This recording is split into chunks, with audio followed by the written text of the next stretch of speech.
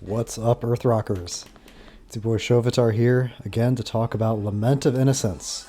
This is a game that I almost didn't play, for several reasons that I'm going to get into as the footage carries on. I guess I can start off talking a little bit about that before the cutscenes start, because this game is pretty cutscene heavy. There's lots of voice acting. I'm going to have to stay quiet for a bit. But I almost didn't play this game, even though I intended on doing it, because I encountered some technical issues, which I don't think I'm going to have time to get into in any detail. This is always like the dead zone I find myself in the beginning of these games, where I have to... Oh, okay.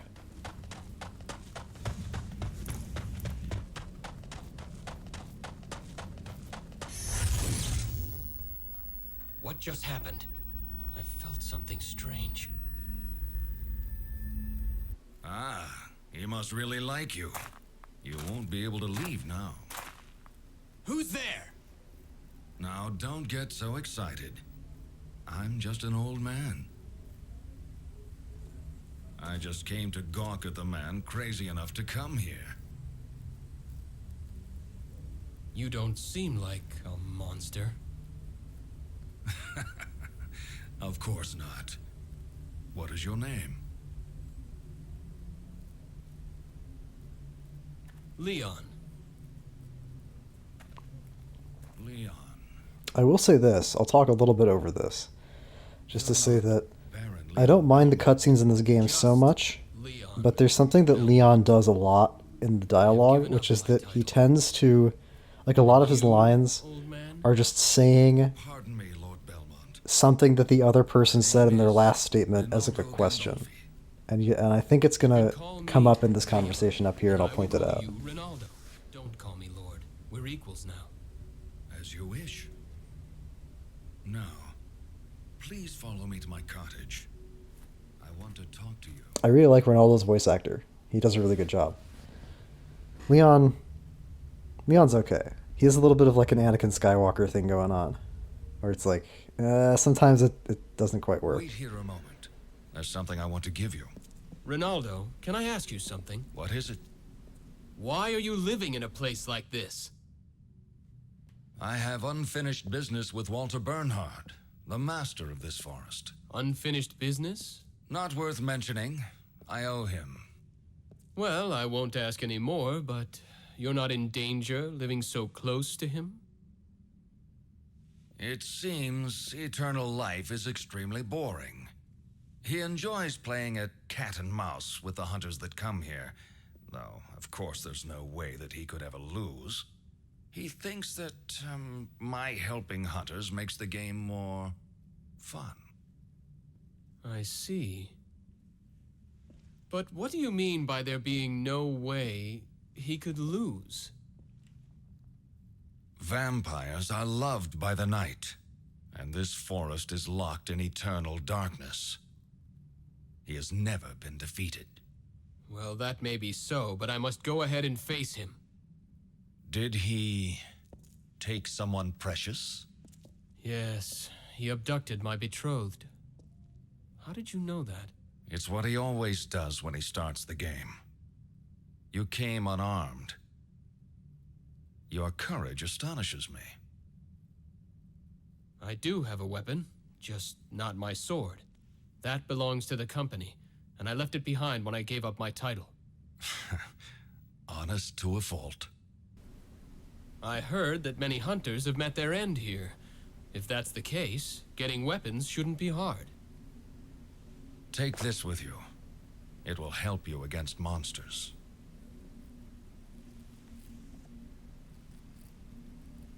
What is this? A whip made with alchemy. It's stronger than any dead man's discarded sword. Alchemy. There it is.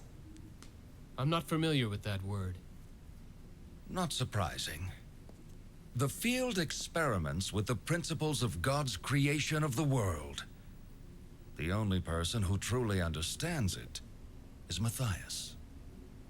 You know Lord Kronkvist? I have known him longer than you have.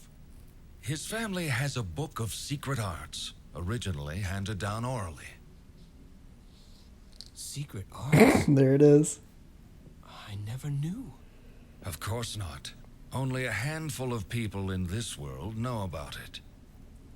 There are some who consider alchemy to be heresy. I see.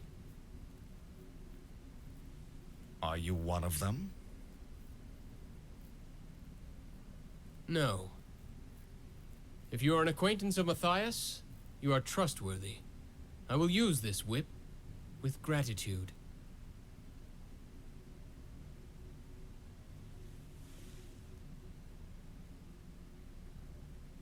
Put your left hand out.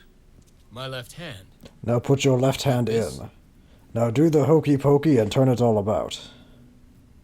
Don't move now.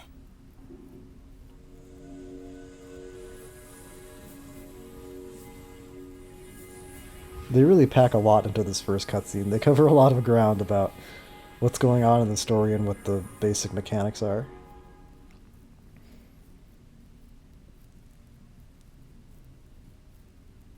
That should do it.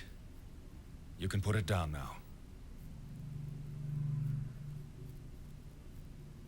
What was that? The gauntlet is enchanted now. A spell? Some enemies' attacks release a special power. If you block them with the gauntlet, you can gather that power. What can I do with the gathered power? You'll be able to use magical relics by releasing that power. Magical relics? Magical relics? Right. Those who excel in magic can use them. I have cast the spells so that you can use them as well. I have some. You should be able to obtain them in the castle as well. I understand. Right now, this is all I can do for you. Except not quite. Ronaldo, thank you. Wait a minute.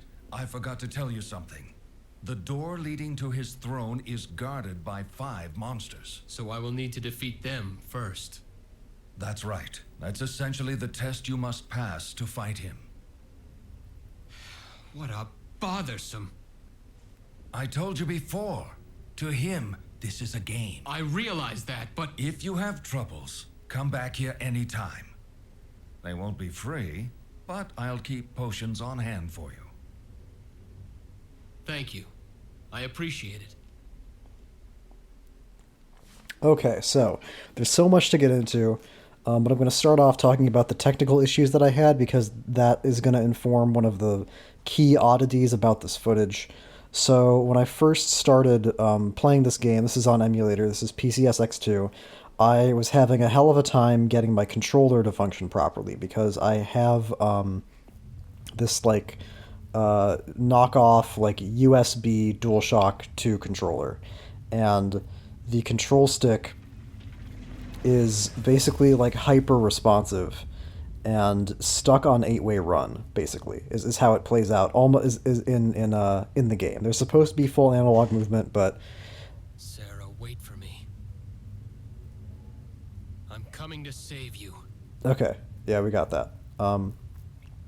But the fact that I'm playing with this like wonky ass controller means that I'm basically going to be stuck on 8-way run for the whole game, which isn't a huge deal. There are going to be a couple parts later on where it's going to become a problem, but for most of the game, it's not really that big of an issue. But I'm bringing it up now just to explain why. My movement seems kind of choppy. If it seems like I'm sort of like jerking to like positions as I'm turning, that's why. It's because I am. And I tried changing the settings in the emulator. I tried like, and it just made it worse.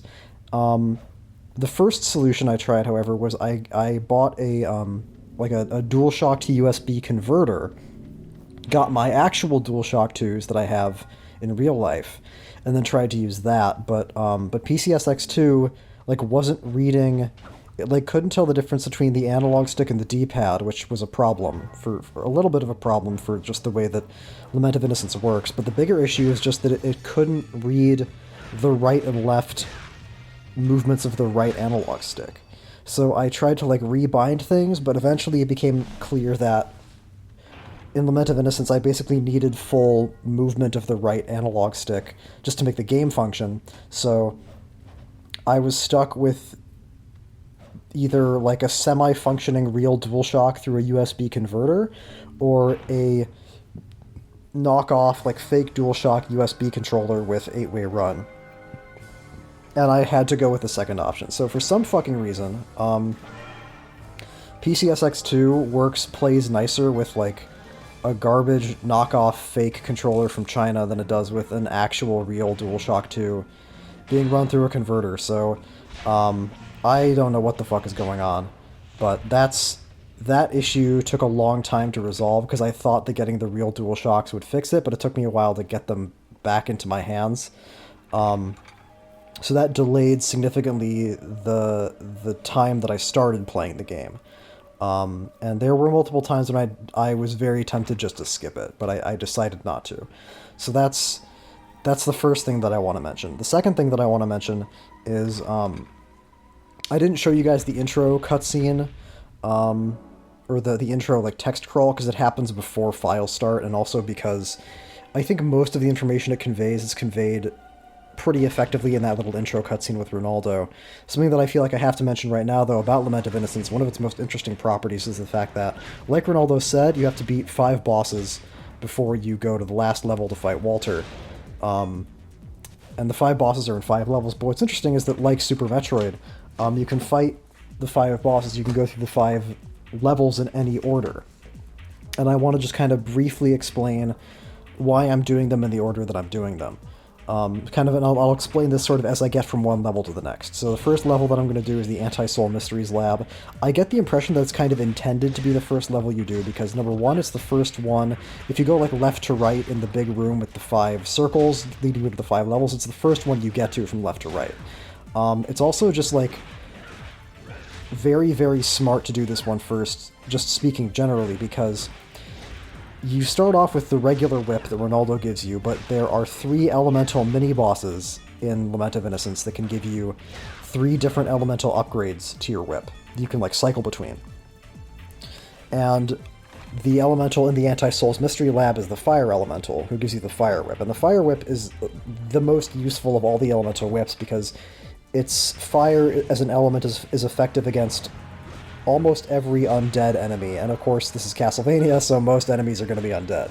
So that's one reason. The second reason has to do with a thing in Lament of Innocence where there are doors that can only be unlocked with keys, but the keys for those doors are found in different levels. And some of the keys you can only get with like a certain movement relic, and then some keys you can just get from the start. The key that's present in the Anti-Soul's Mystery Lab you can just get. You don't need anything else to get it. And what's important is that the key that you get in the Anti-Soul's Mystery Lab unlocks a door in the second level that I'm going to do called the House of Sacred Remains. And the door in the House of Sacred Remains that I'm going to unlock with the key that I'm getting from the laboratory contains the Black Bishop Relic, which is, in my opinion, the most useful relic in the game.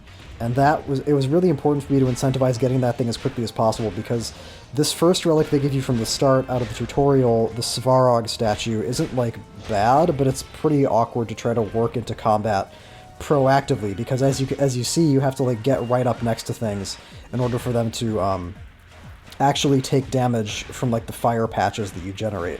And other than that, you're kind of just hoping that in the brief window of time in which those fire patches maintain themselves after you generate them, that enemies will just like happen to wander into them, which is extremely inconsistent. So I want to get the Black Bishop Relic as quickly as I possibly can, because then I can actually start taking advantage of my MP as soon as possible. And another thing that I should mention is sort of the central systems of Lament of Innocence, which is you have hearts, you have sub-weapons, you have MP. As Ronaldo said, MP is for relics. What am I looking at? Somebody's getting arrested outside. See, why can't this happen when I'm commentating like a boring game I've played a million times, like Legacy of Darkness? Wow, there's like fucking 5 cops out there.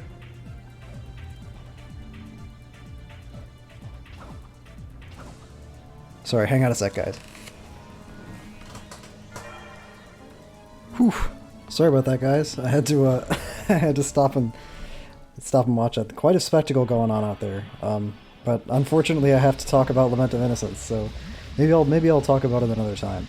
Anyway, main systems of Lament of Innocence: sub-weapons, hearts, relics, and then like in Harmony of Dissonance, there are different like elemental orbs you get that you can pair with sub-weapons to do specific attacks. I don't have any yet because you get those orbs from the 5 bosses, and then there's 2 more you can get from other areas, which I'll talk about later. For a little bit, I want to talk about this boss because I am going to upload some boss rush footage of Lament of Innocence, but I would like to take the opportunity during the main run to actually talk about the bosses, just so that way I have more time, in case what I have to say goes like beyond the time that I spend actually fighting the boss. So the Fire Elemental is the first elemental mini-boss in the game.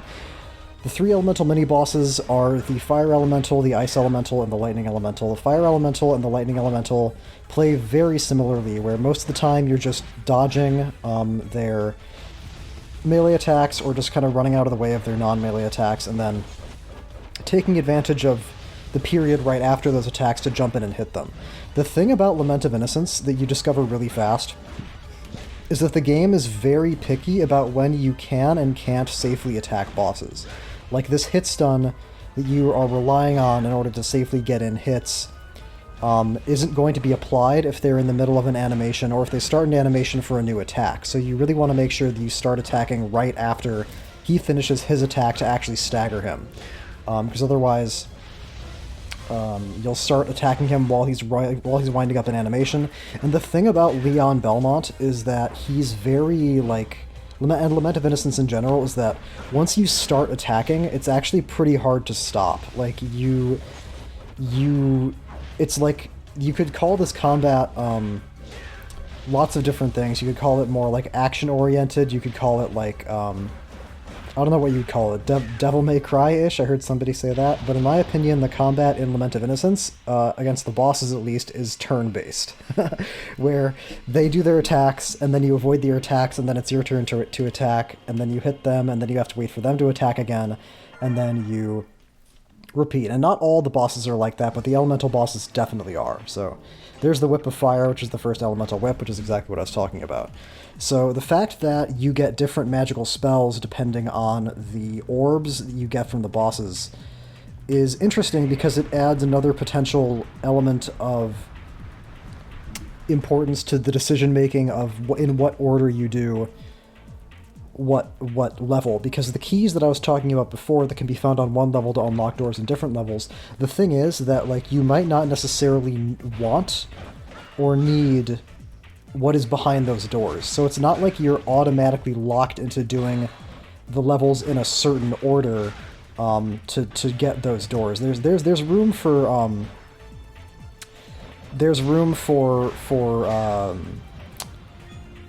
different routing decisions just based off of your personal priorities. And there, I almost went the wrong way. It's not the way I want to go yet.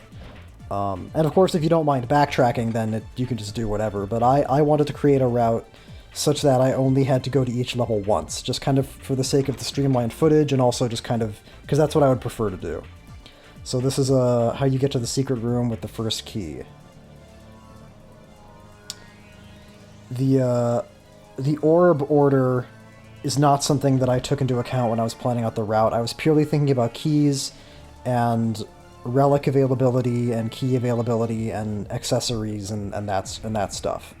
Accessories are items you can equip. Leon has equipment that he could put on. Although I'm only really going to have a whip for a while. I'm not going to get my first piece of armor until, I think, after the House of Sacred Domain, so after the second level. Just because I don't think I have enough money yet to buy the first armor, because the only way you get armor is from Ronaldo's shop, so you have to pay for it. And what's cool about money in this game is that, I don't remember what other game was like this, but basically if you're at full hearts, then things that would drop hearts will always drop money. So you can kind of decide, like if you really want money, you can make sure you get full hearts. If you don't care, you can just play the game as normal. Another thing that I tried to do here in order to cut down on the time that I spent whipping torches for hearts is I was sort of planning around the availability of heart expansions, because those will fully refill your hearts, which is why I went through the first like 5 minutes of the game not getting any hearts because I knew that I would get some from the heart expansion before the fire elemental. So that's what was going on there. This part is pretty cute. A nice little 2D Castlevania tribute, and that's the smoothest. Like getting that first try for me is really good because it's the platforming when the 8-way run thing really becomes a problem, because now I can only jump in so many directions, so I have to do a lot of like double jump mid-air course correction, which you're really going to see later on. There it all worked out, but it's going to get really gross when I get to some of the later platforming sections. So I think I've covered pretty much all the basics. The sub-weapon thing, I only ever really use I'm going to only use the axe for most of the run. I'm going to swap to the Holy Water for the House of Sacred Remains because of the boss of the House of Sacred Remains, but prior to that point, it's pretty much just going to be the axe, because the axe just had the most, like, obviously useful orb combo spells that I found. Like, I couldn't find anything that was comparable to, like, Wind Axe, which I'm not going to get towards the end of the run, but you'll see what that is when I get it. So I shouldn't actually be talking about it yet.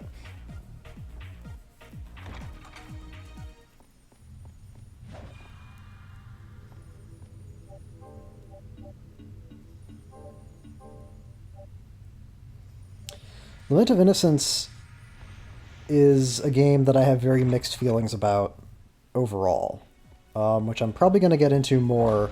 I'll say this actually, because this is relevant now, is that I really like... people really praise the soundtrack for this game. I think the soundtrack is okay. It's like some tracks really hit, a lot of tracks I'm kind of lukewarm on. But the music for The Laboratory is probably my favorite track in the entire game. It's got a neat little techno sound to it that not many of the other tracks have. But now we're unfortunately right at the end of the labs with the boss of the labs, the Golem. And this is another reason to do the labs first, which is that the Fire Elemental is the easiest of the Elemental bosses, and the Golem is, I would say, the easiest of the 5 Orb Guardian bosses, I'll call them. Because his patterns are all very simple. There's one thing he can do which is kind of stupid, which is that he can slam his fists down ahead of him to bring rocks down from the ceiling in kind of a random pattern that you can't predict, but otherwise you either just jump over... When he jumps, you jump, because when he jumps and lands on the floor again, he sends out like a shockwave that'll petrify you. You really don't want that. And then when he winds up the fist swing, I just abuse iframes for the dodge to not get hit by it, and then I don't have to worry about it. So, pretty simple. And maybe it doesn't seem simple, and it is. The timing actually on dodging his like fist swing is kind of picky, because you can't dodge too late, or else you're not going to be able to dodge in time for the second swing. So you kind of have to dodge like later than you'd think you would be able to, or like start dodging earlier than you'd think you'd be able to, rather, to make sure that you can avoid the first swing and then still get out of the way to the second swing. So this is phase 2 of the Golden fight. It's fairly self-explanatory what's going on just in the footage. You dodge out of the way of his fist, you dip in, you hit him in the glowing weak point, kind of Zelda-ish almost.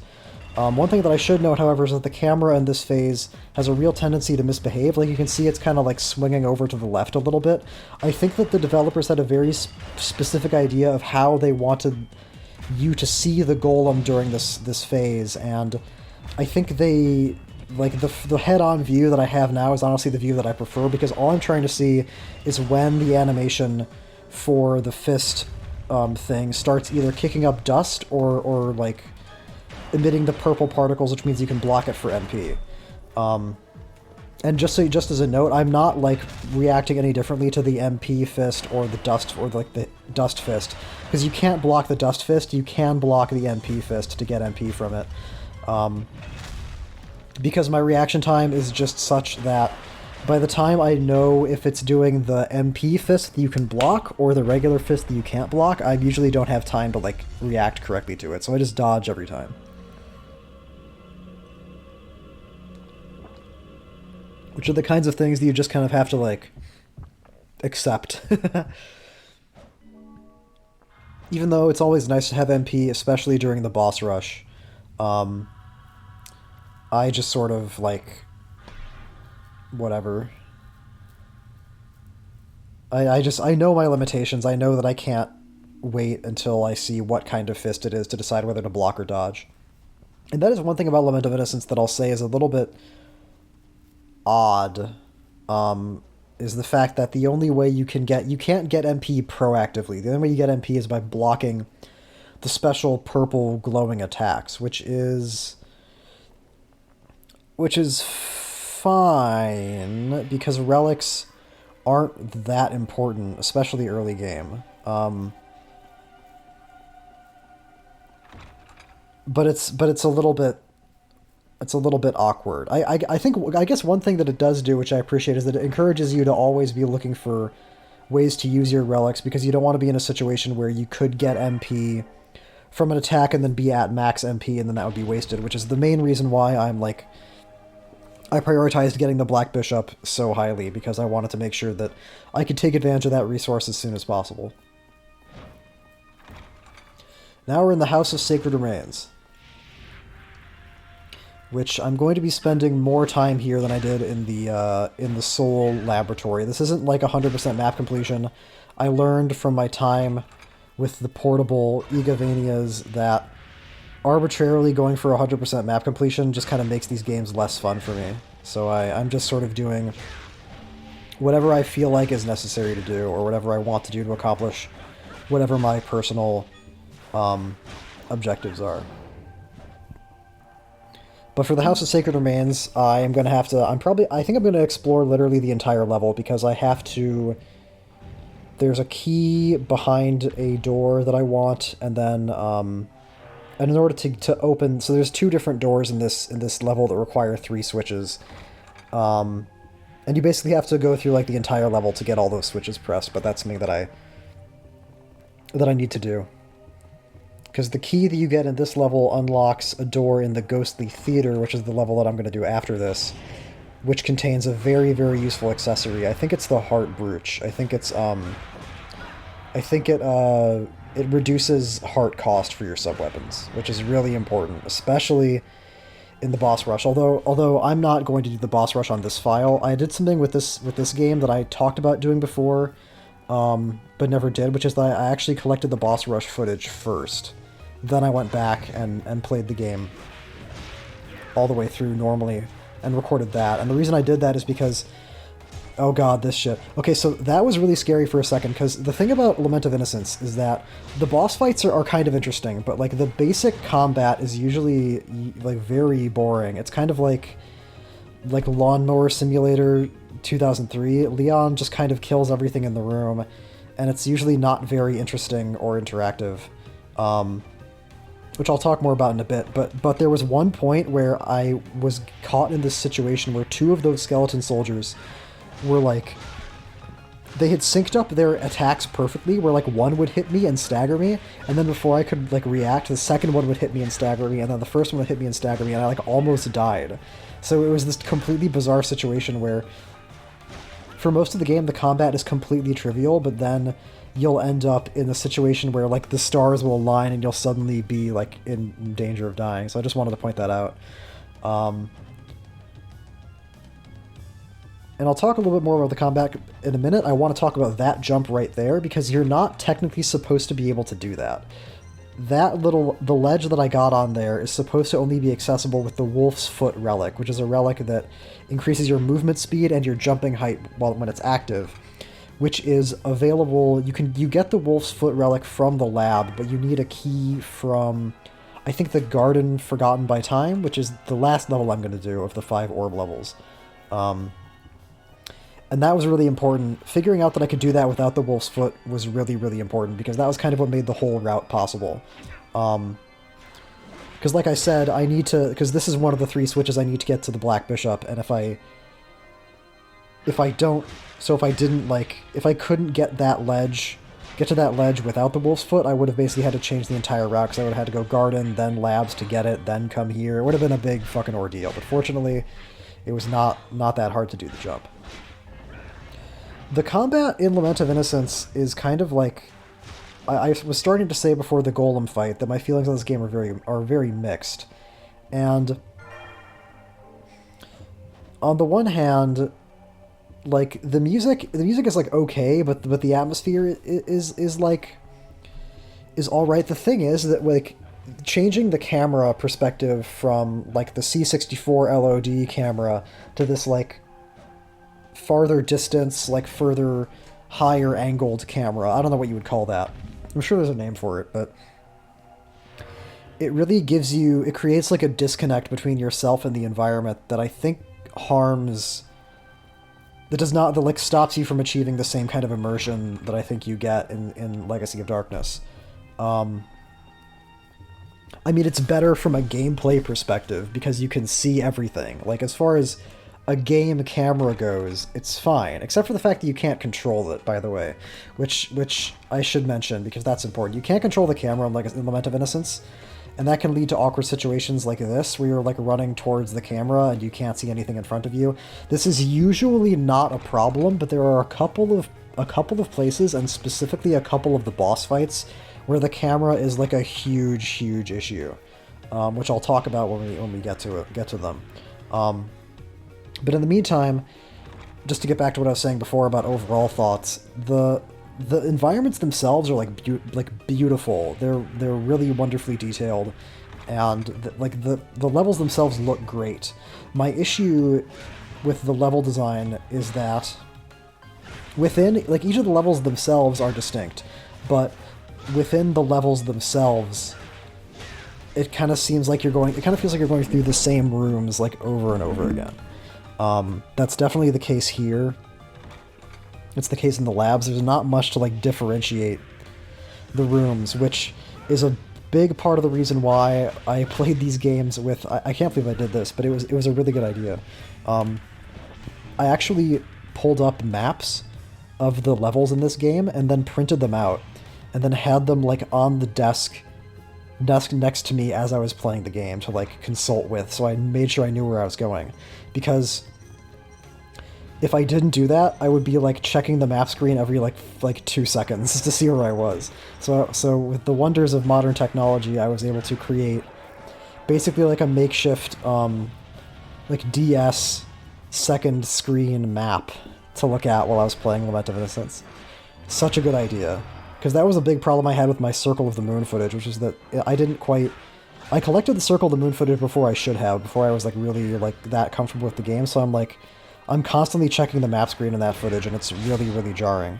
So, especially for a game like Lament of Innocence, which I think benefits from being faster paced and from minimal backtracking, basically the faster and the smoother I can make the footage, the happier I'll be. That's basically what I want. So to get back to talking about the combat for a little bit, I should mention it would be unfair not to, that this is normal mode. There is a hard mode for the game, which is also called crazy mode, which I did not engage with because I'm not completely convinced, because I read a little bit about like the changes that are implemented in crazy mode, and most of the changes just sounded annoying. It's like enemies, like regular enemies, they break your guard more often, but I barely ever guard against regular enemies in gameplay. And then the other changes were like the environmental hazards were made like more difficult to traverse, so I'm like, fuck that. And then it was like the bosses were made like more random. Like the changes for the crazy mode fire elemental, it said something like hit stun, like the stagger, will sometimes not work. And as soon as I see the word sometimes in relation to a boss's behavior, I'm just checking the fuck out. I can't stand like random shit where it's like sometimes it works, sometimes it doesn't work. It's the most annoying thing. So I didn't bother with crazy mode, which had the benefit of I only had to learn the game like one way, because there's 2 other playable characters in Lament of Innocence. There's a vampire character whose name I can't pronounce, but it starts with a J, so I'm just going to call him J, and then Pumpkin, which I'm going to talk about those alternate modes more later, because for now I've sidetracked myself away from what I was trying to talk about, which is the combat. I mean, Lament of Innocence is going for something that's completely different from not just Castlevania, but from the 3D Castlevania games that came before it, with this emphasis on more like large-scale room-clearing combat design. And I'm not sure that I like it. When I think about Castlevania, I mean, it's probably not the worst idea to do in the 3D medium. That's kind of the big problem. But when I think about Castlevania, like classic Castlevania, which is what Lament of Innocence, despite being a later era Castlevania, it's kind of more like a classic Castlevania than it is an Igavania, although it has elements of both. There's no like level system. The only thing really that makes it more like an Igavania is that you have like HP, you have like energy tanks and hard expansions and things like that. So I guess I shouldn't say it's more like a classic Castlevania, but just to compare it to classic Castlevania anyway, the thing about classic Castlevania that I always think of as being like what makes it so interesting is that in classic Castlevania games, like enemy placement is so important. Like every enemy in a stage is contributing something to how you play that stage and is like specifically adding to the danger in some way. So in Lament of Innocence, it's like the exact opposite, where they just kind of like shit enemies out all over the screen, and you just like kill all of them, and it barely even matters if they're there or not. Again, maybe crazy mode changes that up a little bit, but the thing is that I kind of don't find the hectic like 12 versus 1 combat stuff that fun anyway. So I kind of don't want it to be any more difficult, which is a strange thing to say given what I was just complaining about, but that is kind of how I feel.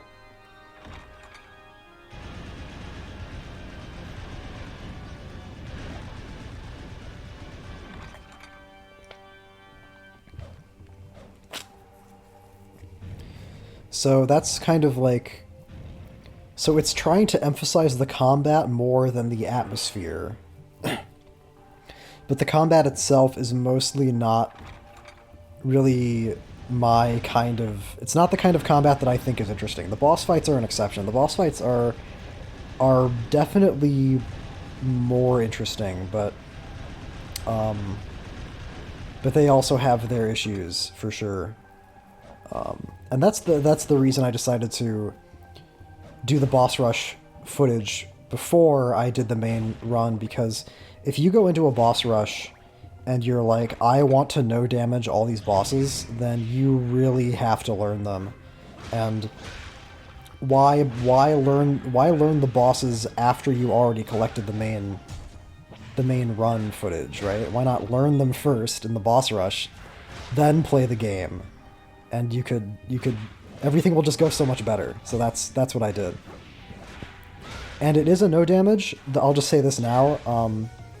The boss rush footage that I'm going to upload pretty shortly after this is going to be a no damage, but it's also going to be segmented. And I just want to make that really, really clear.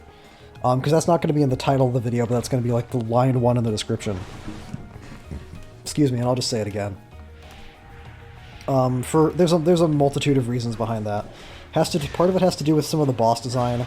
Part of it has to do with like personal, physical issues, and then part of it has to do with the fact that it's like 27 minutes long, which is a long time to no damage bosses.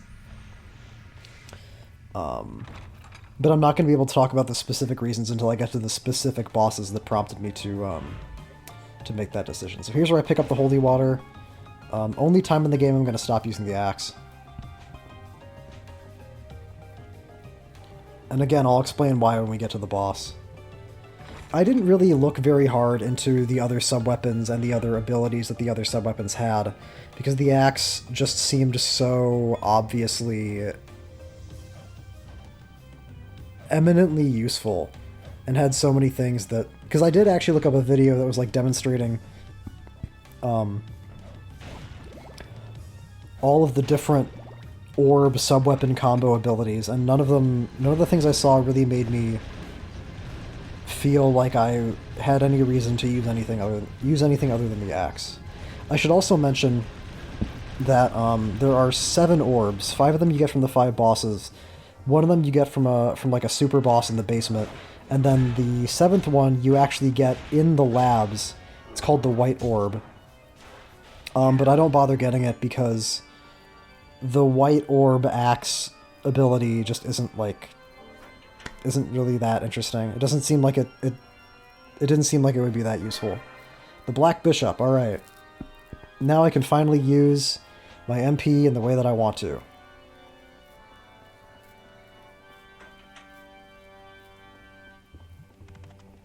And I mean, this is like a thing where, this is like the way that I play these games, where I'm not going like, I'm like, I don't want to just do a casual playthrough, but I also am not going like super in-depth. It's entirely possible that like somebody out there who loves this game is like tearing their hair out and saying, but Shovitar, Holy Water White Orb is like the fucking best thing in the game, and it just fucking totally shits all over everything. And like, that might be true. I don't know.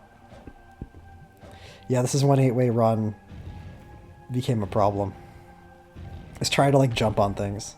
And also, just the control stick being hyper-responsive in the first place means that it's very difficult to like walk in slow increments. And again, like, trust me, I tried lowering the sensitivity settings for the analog stick in the emulator, and it just made everything worse. The functionality just became like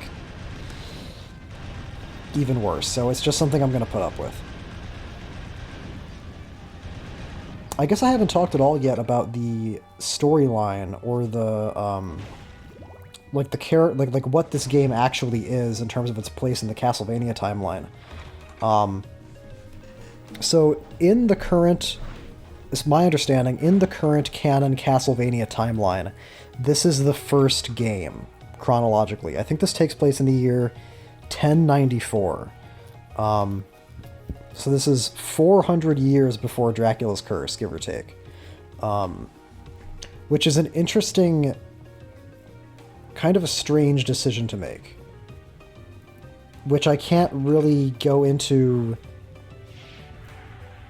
that much yet until we get to the end of the game, because a lot of the things about this game and its storyline that are strange involve the ending and involve some twists in the story, which you might already have guessed, you might already know about.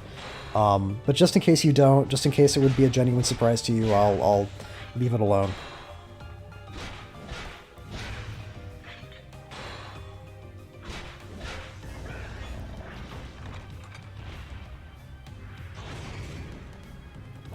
Those fucking ghost things with the axes are like so... They're very good at like floating away from you before you can hit them, and then like dipping back in really quickly with... Yeah, I always get hit by that attack, because they're just really good at coming at you from like weird angles. Or that attack that he just hit me with too, where there's like barely any wind up to it. So it's not like the combat in Lament of Innocence is completely brain dead. You do have to like pay attention a little bit, but there's just so few things that can't be solved with just like sweeping heavy attacks, just like clearing out the entire room. Exactly like that. It's a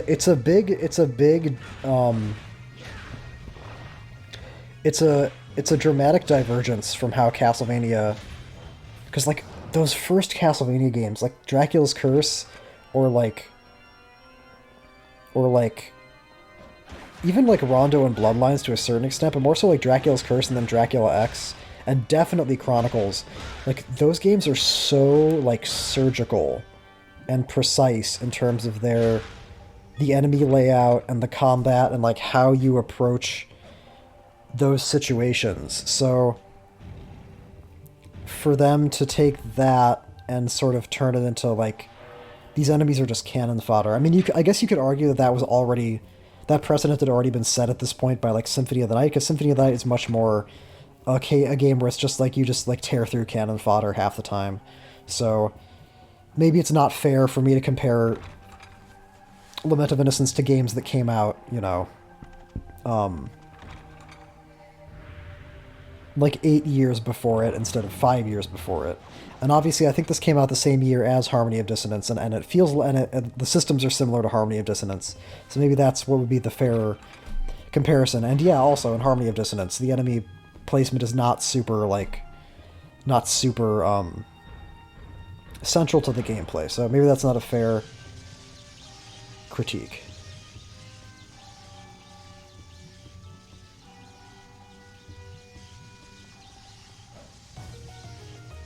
I was so bad at this when I first started playing the game. Like the timing for these whip latch jumps, I was just like, it took me so long to figure out how to do that consistently. And I gotta say, I don't really like that, because it kind of reminds me of, like, whip swinging from Super Castlevania 4, where it's just kind of like a gimmick. It doesn't really... Or it's like, it's cool. It's not as bad as whip swinging in Super Castlevania 4, because you're not, like, in danger of dying every time you do it, but it sort of feels like... I guess that's the one place in the game where they really take advantage of it. I like this track, too, when you get into the basement. This one's pretty good.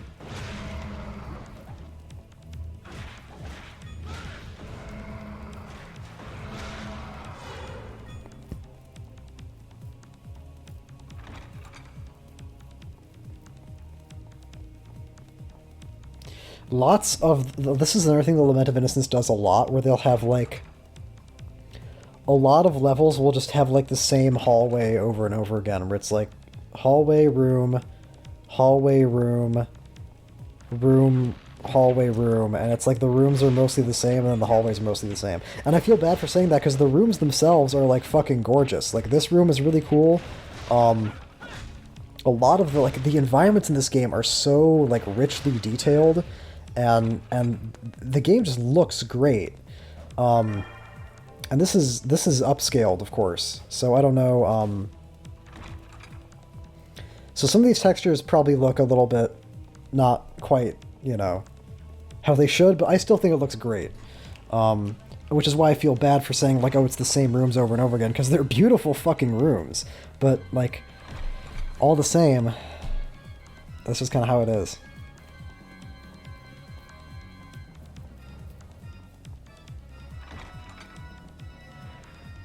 Have I covered everything? Have I got finally 45 minutes in? Have I finally gotten through my initial flurry of explanations? I guess so. Oh, another thing I should mention, actually, it's really important. I sort of touched on this briefly before, where I talked about why the Fire Whip is so good. There are elemental weaknesses in this game, but what's interesting is that there are also enemies that have weaknesses to specific sub-weapons. And although this isn't the main reason I picked up the Holy Water, those big Executioner guys that I just like the one that I just killed, are specifically weak to the Holy Water, which is good because they're fat and they don't move. So if you drop Holy Water on them, you'll probably just kill them. Yeah, the axe seems like it has a lot of variety in terms of the things that the different orb combos do. This puzzle is based off of, you could see there were like decorations of the goats and then the ladies in the prior two rooms, and then you replicate those here. And I actually wrote down the orders on a piece of paper. I think it's next to... Yeah, next to my stack of maps. It says goat, lady, lady. Then it says lady, goat, lady, goat. Which are the two combinations.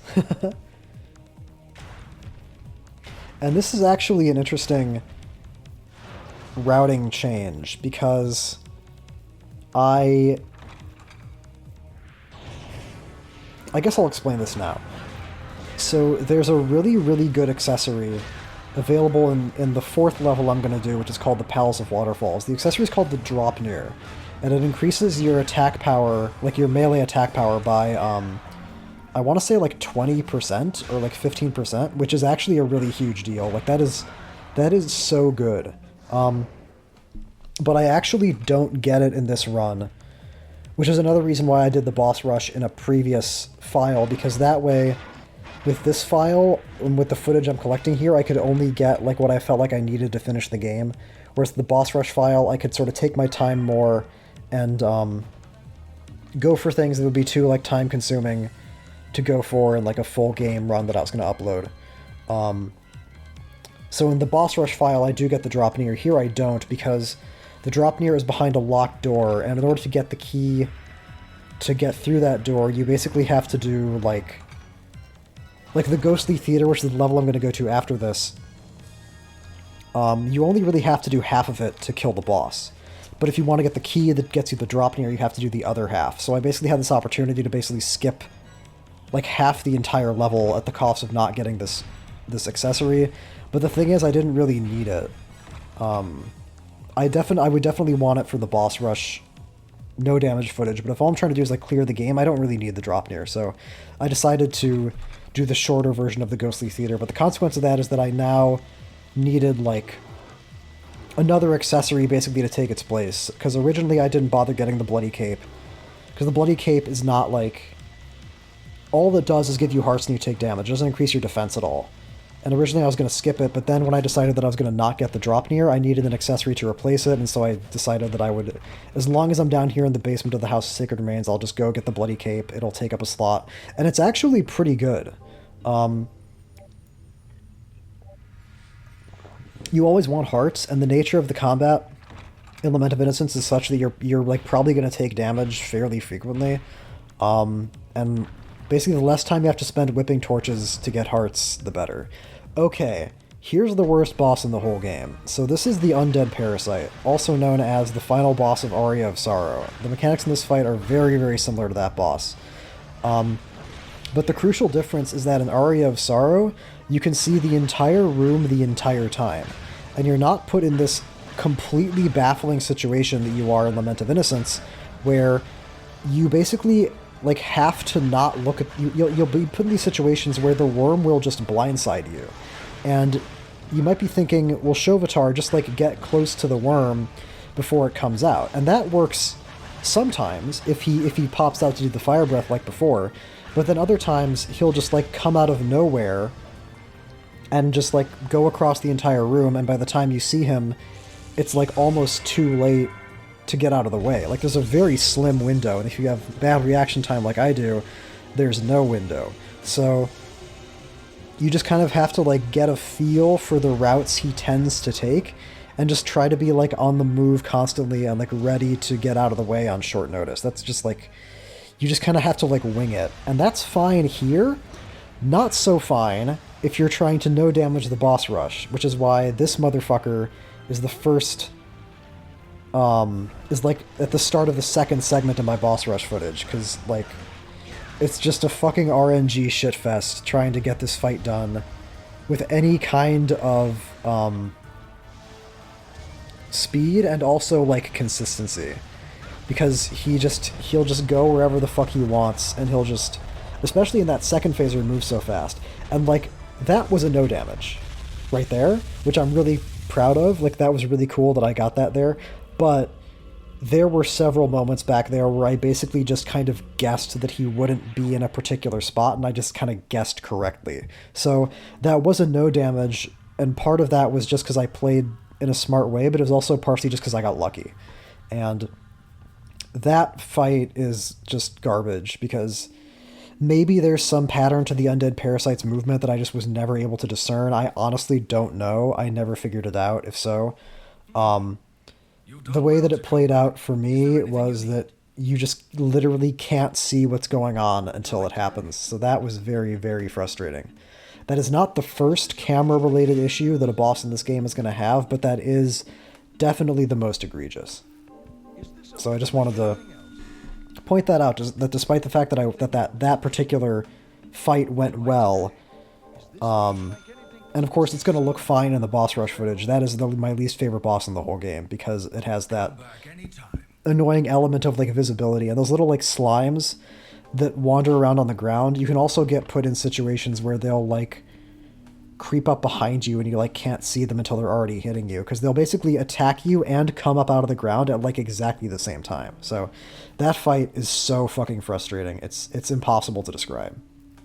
And I think we're gonna come up on the first break. I don't know why I went in and out of the store like this. Maybe I forgot something, but this is the first break. Anyway, now we are going on to the Ghostly Theater, the third level in the game, which, as I said before, I'm going to be going through much faster here than I would in a run where I wasn't concerned about the time, because I'm basically going to completely ignore half of the entire level, which might seem like I'm cheating you guys out of some interesting content, but trust me, the left half of the Ghostly Theater is pretty much exactly the same as the right half of the Ghostly Theater.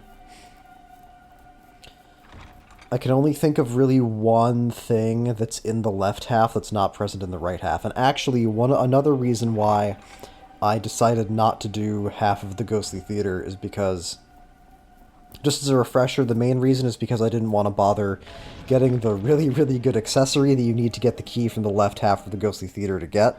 But the second reason was because this was an attempt that I was actually, like, recording.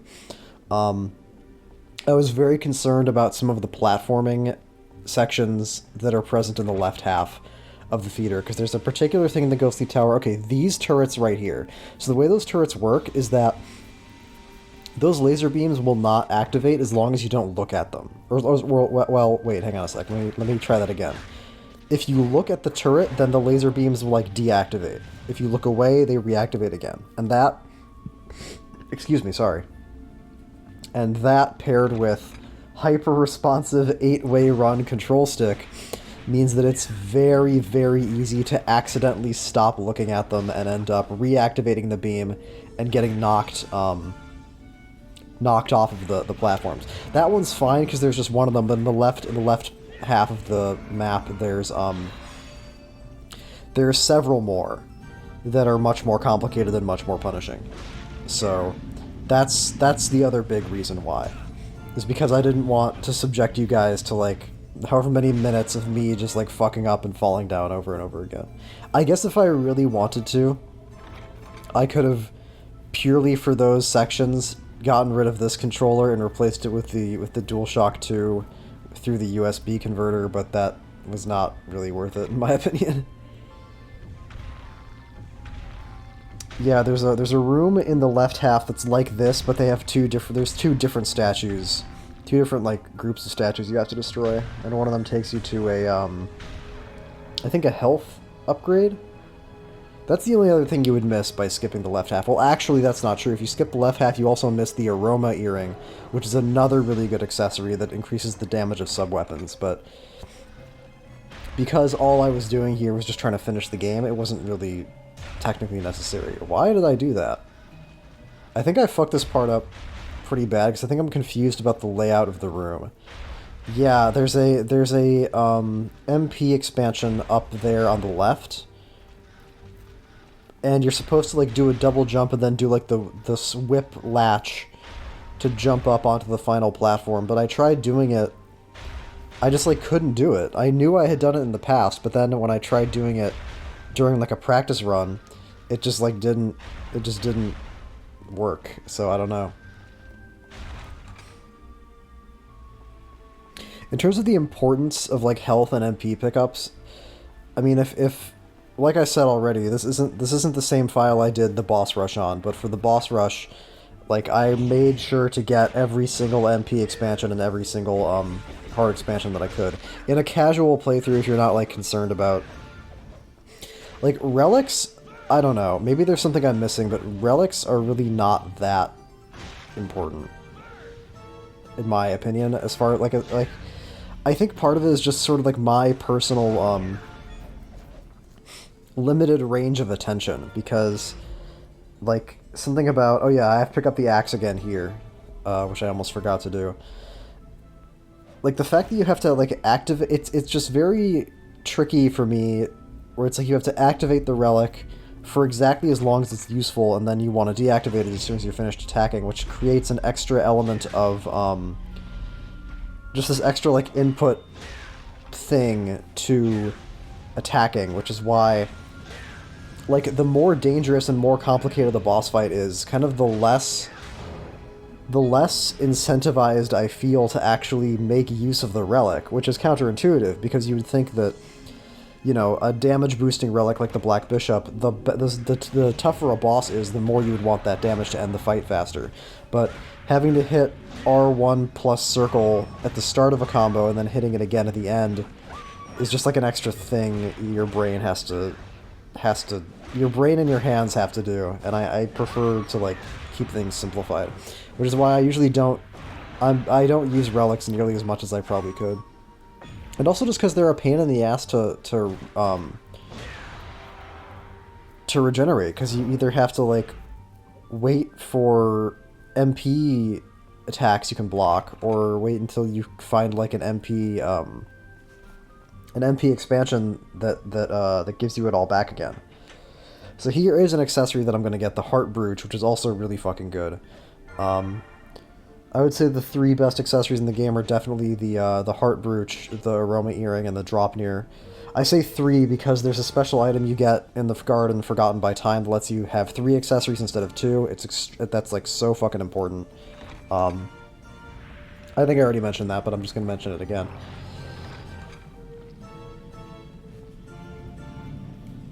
And it's kind of unfortunate, really, that I think it would make more of a difference if the game played differently, but it is sort of unfortunate that I feel like I have to make this decision between, like... I'm not, like, excited to do the second half of the Ghostly Theater, you know what I mean? Like, when I figured out, like, there was a way that I could not do half of the Ghostly Theater for this run and then still get, like, 3 accessories, I was really excited, because it meant that I could spend, like, less time in here.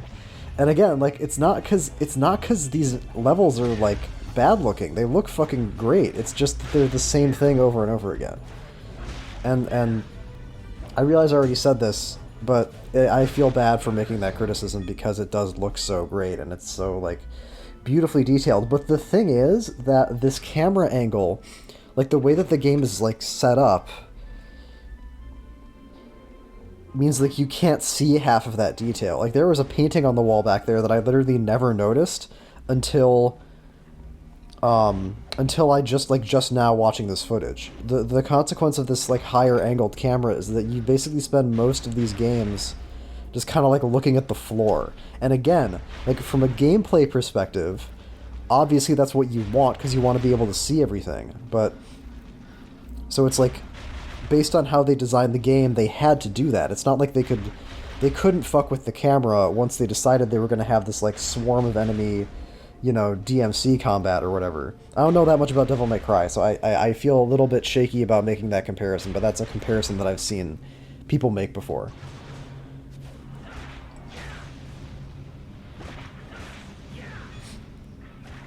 And I have to say, I was kind of hoping that when I played Lament of Innocence, it would be more just like Castlevania 64, but with, like, the problems fixed. Or, like, with a little bit more of, like, the combat changed up. I was expecting it to be, like... I guess I don't know what I was expecting, but I thought it would maybe be more like Zelda or something.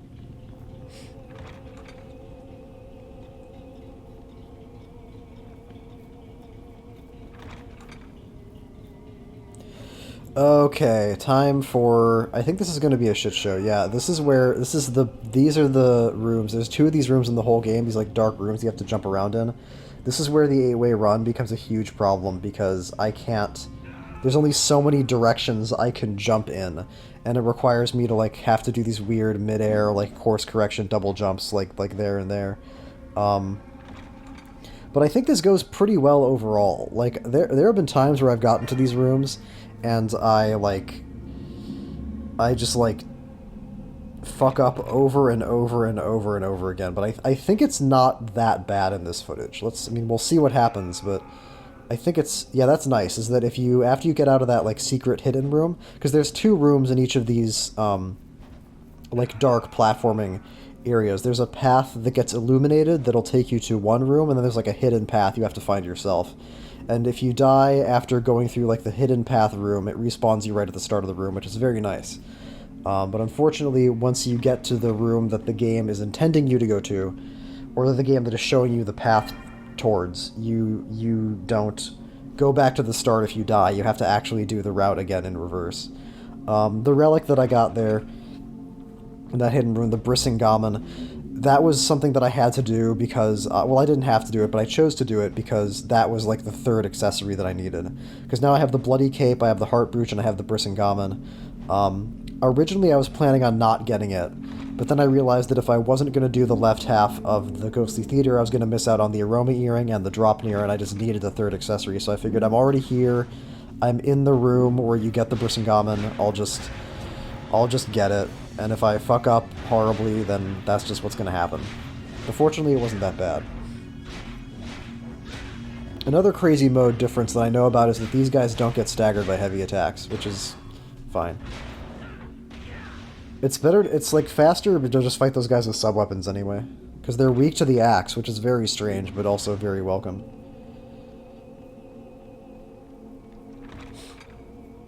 Interesting. Those two skeletons were guarding a door to a save station, which I'm surprised I didn't take because I'm at like.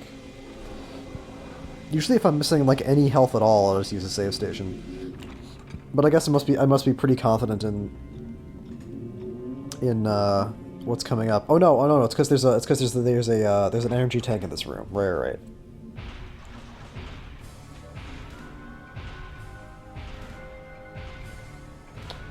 And this, I'm gonna drop down here. I'm gonna kill a couple of Cyclopses, and then that's gonna take me right to the boss of the 3rd level.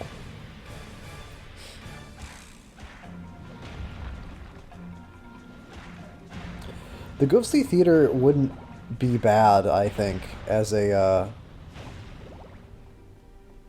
as like the, well, the problem is, as like the first level you do, the problem is, though, that the Heart Brooch is behind a locked door, so if you don't need anything to get the Aroma Earring or to get the key that gives you the drop near, but you do need a key for the Heart Brooch, which I think would encourage you to do the Ghostly Theater after the House of Sacred Remains.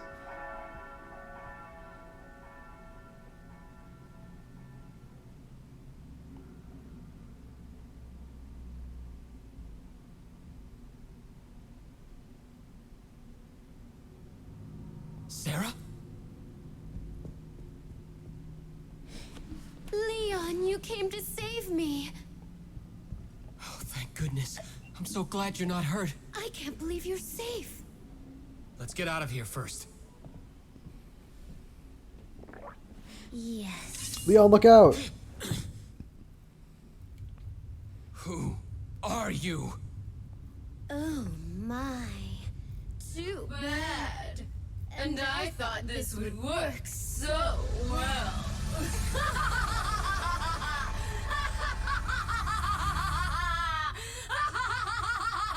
It was careless. It was obvious that it wouldn't be so easy. I was going to let you die without any suffering because I liked the way you looked. Well, that's just too bad. What? But I've changed my mind. Your face warped in pain.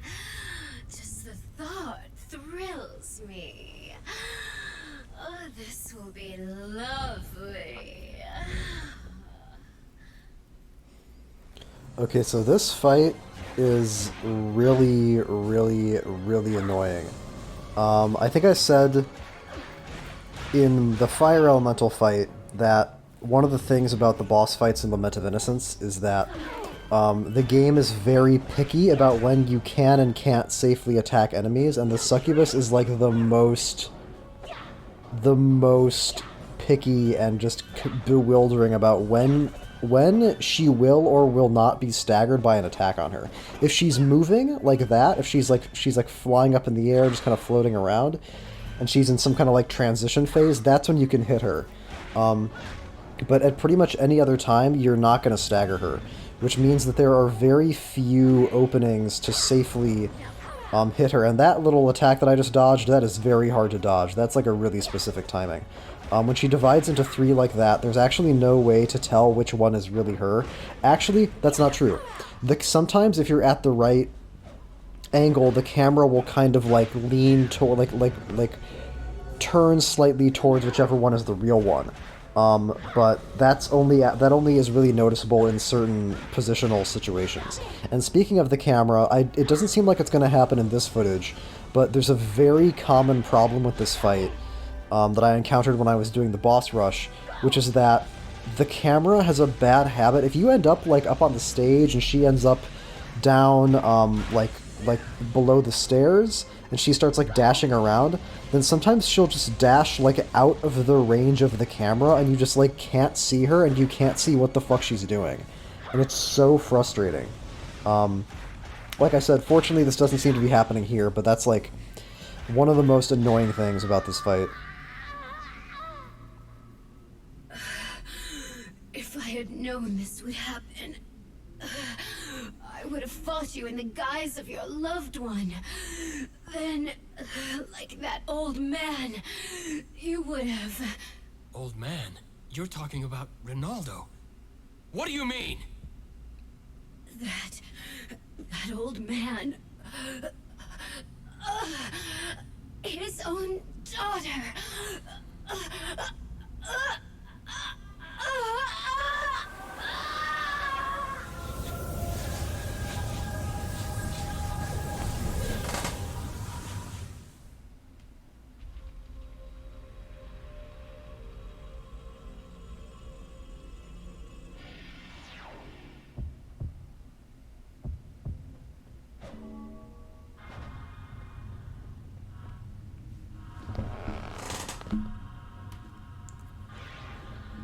So I would say that the succubus is probably like my second or third least favorite fight in the whole game, just for that reason alone. Ah, you did well to come back. Ronaldo, please tell me What is it? about your daughter. I don't know what you've heard, but you don't need to know anymore. Ronaldo, you've helped me so much. The least I can do for you is listen to your story and support you in your suffering. Needless meddling.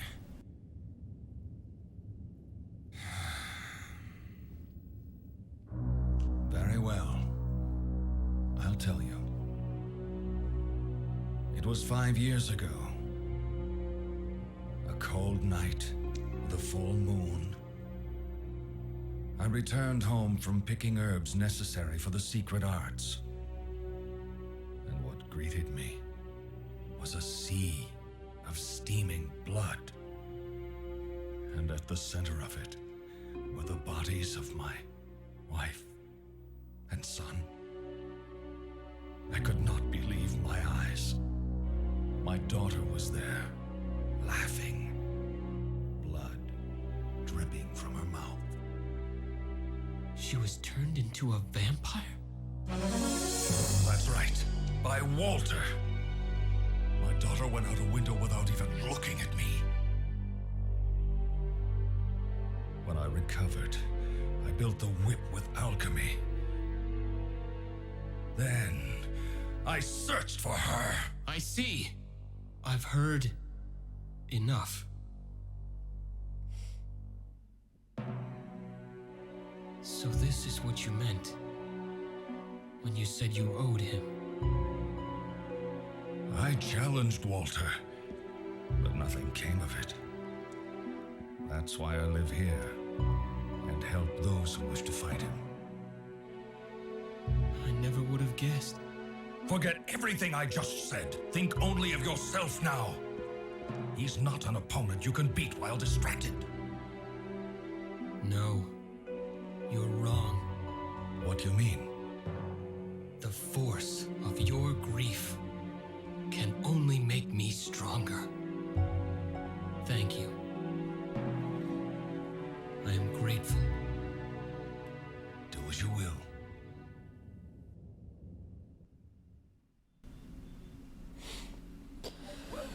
So that was pretty quick. The next two levels are not going to be so quick. At the very least, the next level is going to take a little bit of time. The next level is the Dark Palace of Waterfalls, they call it. In my notes, it just says Waterfall. And it's when I was first coming up with my my route for the game, and I wasn't sure if that jump in the House of Sacred Remains would be doable without the Wolf's Foot relic or not. Originally, my plan was to do the Palace of Waterfalls first, for various reasons. Or did I want to do the garden first? I think I must have wanted to do the... No, I think it would have had to be Waterfall, because the garden has a locked door that I would want to unlock. Anyway, and I was worried about that. That was one of the reasons why I was so relieved when that jump in the House of Sacred Remains turned out to be doable, because I would say that you can really do these levels in any order, and it doesn't really make a huge difference in terms of the difficulty curve, but I would say that the Dark Palace of Waterfalls is probably the hardest level of the 5. It definitely has the hardest elemental mini-boss, and the boss himself is pretty tricky too. I don't know if I would say necessarily that the boss is harder than the undead parasite. I'd have to think about that. I guess probably not, but the undead parasite has a habit of... The thing about the undead parasite is that if you just get lucky, like if you just happen to not get hit by the worm, then you're fine, but you can't really get lucky against the waterfall boss, I don't think. I mean, you kind of can, because he can pick different attacks, and there are some attacks that are easier to dodge than others, but I think generally speaking, you have to know what you're doing a little bit more. So, the thing that makes the Dark Palace of Waterfalls more difficult, besides the harder elemental boss, is that, like, you have this room here, by the way, which, is pretty... Like, obviously it all worked out fine, as the combat in Lament of Innocence tends to do. But like, the flying demon enemies can actually be pretty tricky as far as regular enemies in Lament of Innocence go, as can the animated sword enemies. They can be sort of evasive once they actually start, if they live long enough to actually start doing things. And another thing is that there's the elemental mini-boss in the Dark Palace of Waterfalls, but there's also a doppelganger mini-boss who can be very, very tricky. I don't think he's that tough to deal with. Oh, this was actually bad, because... So the way that you break that door is that there's a heavy armor that spawns once you get close to it, and you have to bait the heavy armor into hitting the door to break open the passageway. But right when the armor enemy spawned, a rosary dropped from one of the fishmen, and I just kind of like ran over and picked it up without thinking about it, so it killed the heavy armor. So that's why I had to leave and come back in, because I had to respawn him to open that passageway. Because that passageway, not only does it take you to the Frost Elemental mini-boss, but it also just takes you to a much faster route through the level. So this level's going to take a while, even though I'm using basically what amounts to a shortcut. Because there's like a whole basement floor, and I'm gonna avoid like half of it. And I'm not getting the drop near, so I'm actually gonna avoid even more than I otherwise would. Not that getting the drop near is that like difficult once you have the key. You just have to open one door and run down one hallway, but it's something.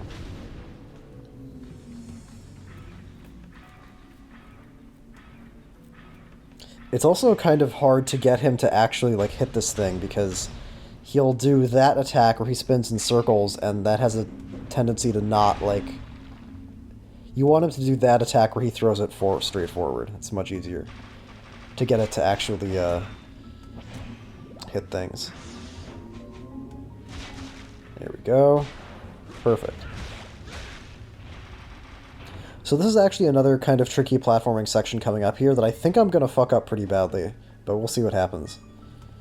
Yeah, I dipped down here for $1,000. Money in Lament of Innocence is, I would say, more important than it was in C64, and probably more important than Legacy of Darkness normal mode. Legacy of Darkness hard mode is another story, because Legacy of Darkness hard mode goes out of its way to make healing items scarce, and the only way you can really get them is by buying them. In Lament of Innocence, money is pretty important, because money is the only way you can get armor, and armor is the only way you can get any defense. I should also mention this, that Ronaldo sells a relic in his shop. Oh, this is the first try. Okay, good. Usually that goes very badly. Usually I screw up at least one of those jumps. And if you screw up one of the later ones, you have to do it basically all over again. But that worked out pretty well. So the Frost Elemental is frustrating for the same reasons that the Succubus is, which is that she is extremely picky about when she can and cannot be attacked. What I mean by that is like when she can and cannot be attacked with like hit stun. And it's also a lot like the Succubus, where you want to catch her in like these transitional periods, like right here, when she's moving from one side of the arena to the other. Once she's like up against the wall, she's like usually already going to be revving up an attack, so you can't really hit stun her there. The other opportunities you have to hit her are if you are really careful about maintaining distance during that like spinny arm attack. You can be in a position to hit her as soon as it ends, and that's a good spot. The other opportunity you have regularly is when she does her lunge attack, this one right here, and you can like dodge such that you're right next to her when it ends. That's the other good opportunity that you have. In the boss rush footage, I use the invincibility jar, which is a relic that you can activate to make you invincible. It's the best relic in the game, probably. Well, not probably, I'd say definitely. And I actually don't dodge that third spin that she does. Instead, I just make myself invincible and then take it, because that way I'm always right next to her when it ends, and it makes sure that I can get in a full combo. And really, this is the case for all boss fights, but for especially a fight that's as chaotic and unpredictable as this one, the sooner it's over, the better.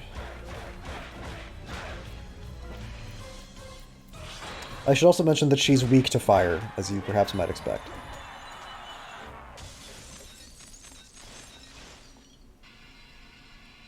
The elemental whips are interesting, but something that's unfortunate is that I only ever really found... And in the garden, which is the level after this one, I'm going to get a lightning whip, but I never found any places to use them, really. Most common enemies are weak to fire, and then there's a couple of very important bosses that are weak to ice, including the boss at this level. Lightning is just kind of like... The fishman enemies in the Palace of Waterfalls are weak to lightning, and they're actually resistant to fire and ice, so if what I really should be doing here is going back to the regular whip when I fight those, but I just didn't really care enough to do it. So this is an interesting little mini-game.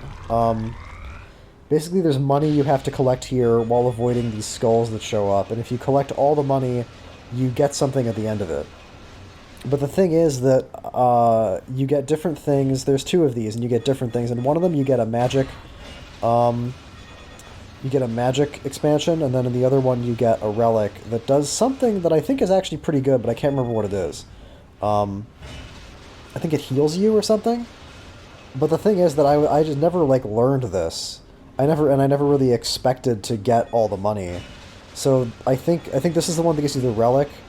But I actually do get all the money in the second one of these, but then I missed the magic expansion because I didn't realize, like, how it would spawn in. So you're going to see a magic expansion spawn later that I'm just going to completely miss because I literally didn't know by what means the minigame rewards you. Yeah, this is why there's two switches you have to hit in order to access the boss of the Palace of Waterfalls. There's one that will fuck with the water flow, which will open up some paths and then close off other ones, and then there's a switch that specifically activates a bridge. And that's why that shortcut after the Frost Elemental is so nice, because it spits you out right next to one of the two switches, and then it's going to be a pretty clear shot from here to the pathway to the second switch. And I also need to get a key in this level because of the door in the garden is unlocked by that key. But that's also not going to be too far out of my way. I was never really very clear about what the vertical range of Leon's whip swing is. Like you'll notice there that guy was floating above me, but when I did a heavy attack, I just kind of hit him. There's a couple moments like that in the Succubus fight too. Oh yeah, there's friendly fire among enemies too. I don't know if you saw that, but the heavy armor hit that frost bird with his ball and chain. There's a couple of moments in the Succubus fight where you can hit her. Even though she's above you, like, you can hit her when you wouldn't necessarily think you'd be able to. That's an important thing to note, by the way, about Leon's guard, which is that the guard is not like a get-out-of-jail-free card all the time. The guard can be broken by attacks, which is what happened there. I blocked one of the heavy armor's attacks, but then it got rid of my guard, and it staggered me, and then the second one hit me.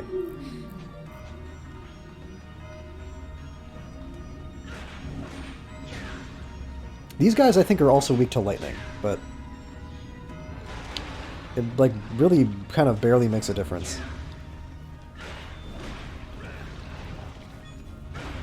I just wish, like, if there was some boss that was weak to lightning, then that would, I think, make a very big... That alone would make it feel a lot more important.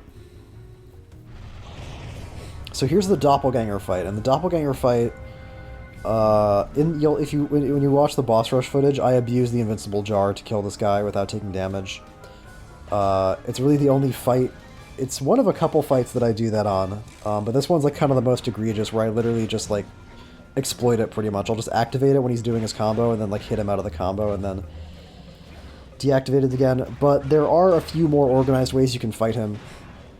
what if he does he does two different whip combos. He'll do a 3-whip combo and then like a 5-whip combo. If he does a 3-whip combo, you can sometimes block the first 2 hits and then dodge out of the way of the third one. But what's annoying, and this was the thing that made me decide to abuse the jar in the fight against him, is that sometimes that second hit that he does will break your guard, but sometimes it doesn't. It's so infuriating. And then that little fire charge he does is actually, like, it's pretty scary, but it's usually a pretty good opportunity to get some damage in on him, because you can either dodge out of the way and then hit him wherever he lands, or if you just block that fire charge, it'll break your guard, but the thing is that you'll recover from having your guard broken before he recovers from the charge and hits you. So you can actually just stand there and block it, and then he just gives you a golden opportunity to hit him. The 5-hit combo is a lot trickier to dodge, because if you knew ahead of time that he was doing it, then you could just, like, literally just gain distance on him and then just wait until he finishes. But the problem is that it's very hard, for me at least, to tell the difference between when he's doing the 3-whip combo and when he's doing the 5-whip combo. There is a difference, because he whips a lot faster when he's doing the 5-hit combo. But it's like barely noticeable. It's faster, but it's the kind of thing you'd really have to be paying attention to see. And that fight also has kind of a camera issue, where it didn't happen there because I mostly just fought him in the same general area. But if you're trying to gain distance on him, for whatever reason, you can end up in a situation where he's just off camera and you can't see what he's doing. And that's his favorite time to do the fire charge, by the way. I cannot tell you how many times that fucking asshole has fire charged me from off screen, and I just get hit by him because I can't see what the fuck is happening.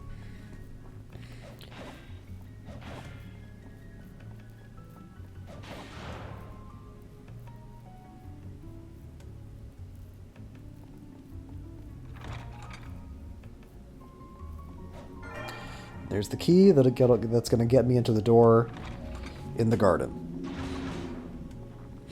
Yeah, the doppelganger fight was really, really hard. That was probably one of the hardest bosses to figure out how to no damage, because I really didn't want to abuse the invincible jar if I could avoid it. There's a couple parts in the later boss fights where I sort of felt like I didn't have a choice. With the doppelganger, I really wanted to see if there was a way that I could just fight him, could just like no damage him normally, but it's just so hard to react correctly to everything he does. And like I said, the difference between the 5-hit combo and the 3-hit combo is so tiny. Yeah, this is the one where I actually do get all the money, which is like, I just want all the money for its own sake, because I do want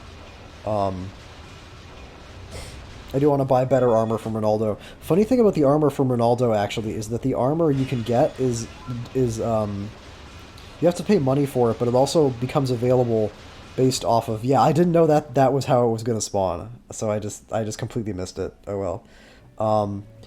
The armor is only available based on map completion.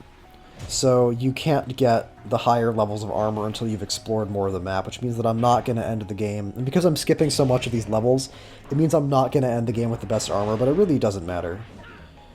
Lament of Innocence is kind of like Harmony of Dissonance in a lot of ways, but one of the ways is that there's so many healing items. Aria of Sorrow is kind of like this too.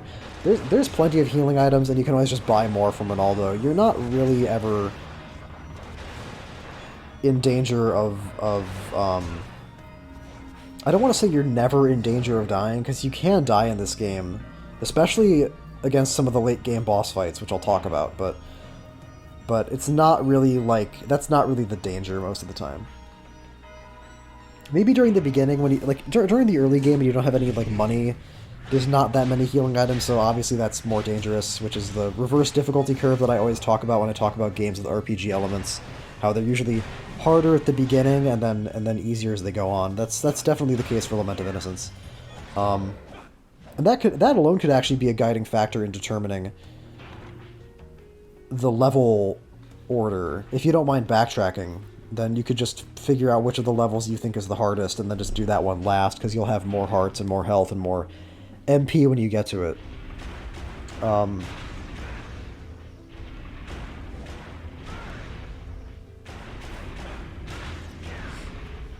But yeah, different. Yeah, the armor is not really that. I mean, you wouldn't want to have no armor, because then you really are gonna probably be in danger of dying.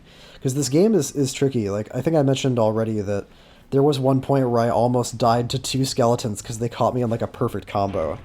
So like that shit can happen, and you need to be ready for it. But under most circumstances, not going to be the case. And another thing that I should mention, because people bring this up a lot, is that the fact that there's no XP in Lament of Innocence means that you can just run past a lot of the combat, which is what I probably should have mentioned that before, because I've been doing that a lot. And it's just like, there's just no reason, and that's why I think that's why the game has so many of these rooms where you get locked into them and you have to kill everything before you get out. Because if they didn't do that, then players would literally just like run past half the shit in the game. Which I think it's like, it's just the smart thing to do, you know?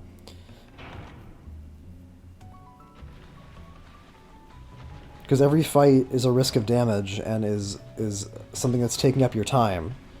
And if you don't have to do it, like, why would you do it? And this is a consequence of making combat like indiscriminate and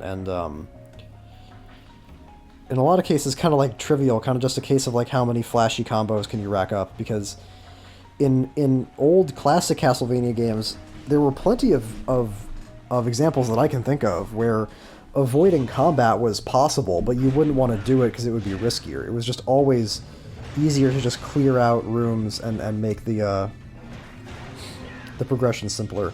The heart brooch, by the way, is especially important. The heart brooch is the thing that reduces heart cost because, excuse me, it's especially important because a lot of these, like, orb sub-weapon combos can have really high heart costs. Like, there's a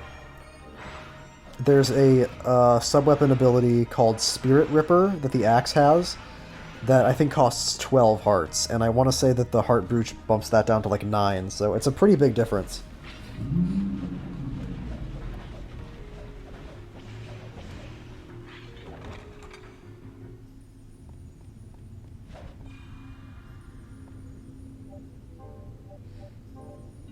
We're coming up now on the boss of the Palace of Waterfalls. And and I always have trouble pronouncing his name, so I'm really gonna try to pay attention, because he does introduce himself in the cutscene, and I'm really gonna try to pay attention to how he says it and see if I can replicate it. Because it's not pronounced how it's spelled, at least for a American English speaker like me.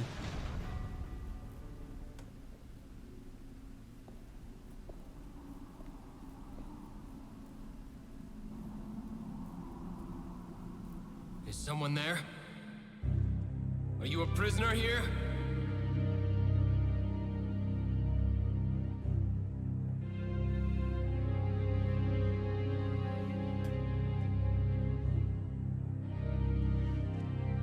Who are you?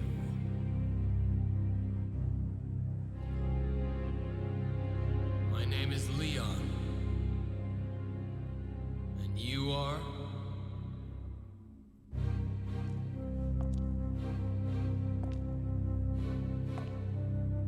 My name is Ahim Armstair.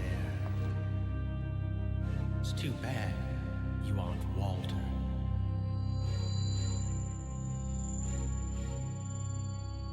This feeling. Are you a vampire? That's right, lowly human. Why is a vampire locked away here? Shut up! Damn Walter. I would have won were it not for his ebony stone. Ebony stone? What's that? If you want to know. Beat me!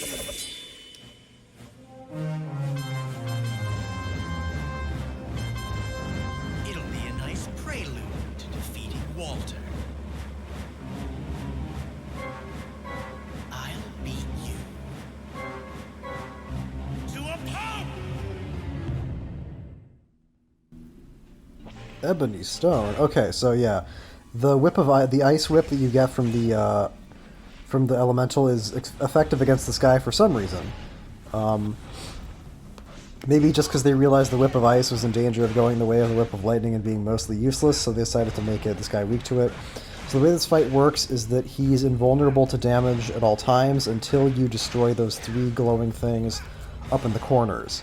And the way the fight plays out is you basically wait for him to do an attack and then block or dodge it, which will give you an opening to destroy one of them. Then you wait for him to do the next attack and then block or dodge it. And the fight just kind of goes like that. This fight for the boss rush was pretty hard to no damage, only because there's a very specific, like, really stupid thing that he can do, which is that you might have noticed, just look for it here, the glowing things that get summoned will have these little fire spouts come up under them like that there, and like again here. And the thing is that you have to jump to hit the glowing thing. So what would happen to me is I would wait for him to do an attack, then jump and throw the axe to destroy the glowing thing, but then he would like fly over to me and like bump into me and push me into the fire gouts, and I would take damage and I'd have to restart. So that is really fucking stupid. But aside from that, the fight is pretty consistent. And there's nothing you can really do to avoid that, because you can't, like... You have to wait for him to attack if you don't want to take damage from him, because you just have to be ready for it. But what's nice about this fight is that you can block pretty much all of his attacks. Except for... I lost to a human. You promised. Answer me. What is the ebony stone? A stone made with alchemy. It creates the never-ending darkness in this forest. Hence eternal night. But the night should help you as well, since you're a vampire. That stone chooses its master. My powers pale beside his. Oh, if only I had the Crimson Stone.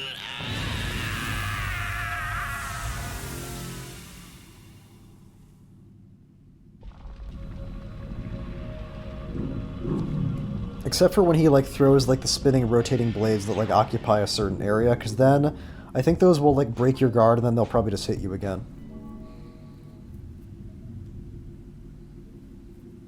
The Crimson Stone. He mentioned alchemy. Perhaps Ronaldo might know something.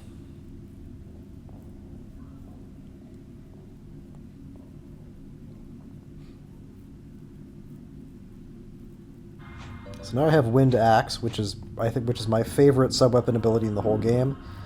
It lets you like dash forward and it deals damage to things that are in front of you. It's just really nice to have a fast movement option like that in any of these games, but especially this game. And it really comes in handy in some of the later boss fights. I have a question, Ronaldo. Don't you always? Ask away. The ebony and crimson stones. What about them? You knew about them. Why didn't you tell me? How would that have changed anything? The night still wouldn't have ended. True, but... Well, I would have told you. I shall tell you now. Please. Have you ever heard of the Philosopher's Stone? No, I haven't. Making the Philosopher's Stone is the ultimate goal of alchemy. It provides eternal youth. The 2 other stones were apparently created accidentally. No details of how they were made remain now. I see. I know about the ebony stone, but what kind of power does the crimson stone have? I don't know the details. It turns the souls of vampires into power for its master. These 2 stones are the vampire's greatest treasures. Wouldn't the crimson stone work for humans as well? If all it gave you was power, that might be so. What do you mean? I've heard that it bears the curse of the vampires as well. I see. So humanity would be lost. There are no greater treasures for those who become vampires. And Walter has the Ebony Stone in his possession? That seems to be the case. It was supposedly lost along with the Crimson Stone. But if the Ebony Stone reappeared, then the Crimson May Stone... also have resurfaced. I pray that it is not here. Interesting. Very interesting. More EGA world-building stuff going on here. So that's the Dark Palace of Waterfalls. That took a little while. Now we're going to go on to the Garden Forgotten by Time, the last of the 5 main levels in the game. As you can see, this thing's pretty neat. Zooming around.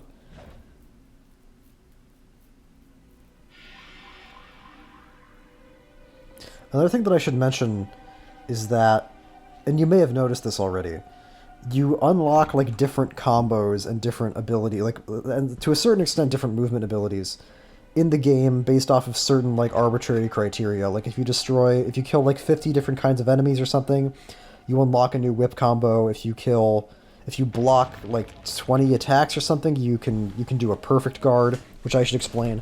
Perfect guard is basically if you guard an attack like as soon as you possibly can, then you don't not only block it, but you also get MP, and I think you get hearts back too.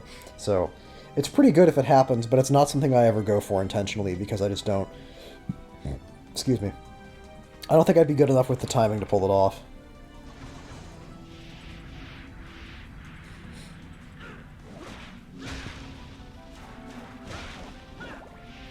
And it's probably not the kind of, and in the context of no damaging the boss rush, it's not the kind of thing you'd want to rely on because it is such a like particular tight timing window. You would want something more consistent than that, I think.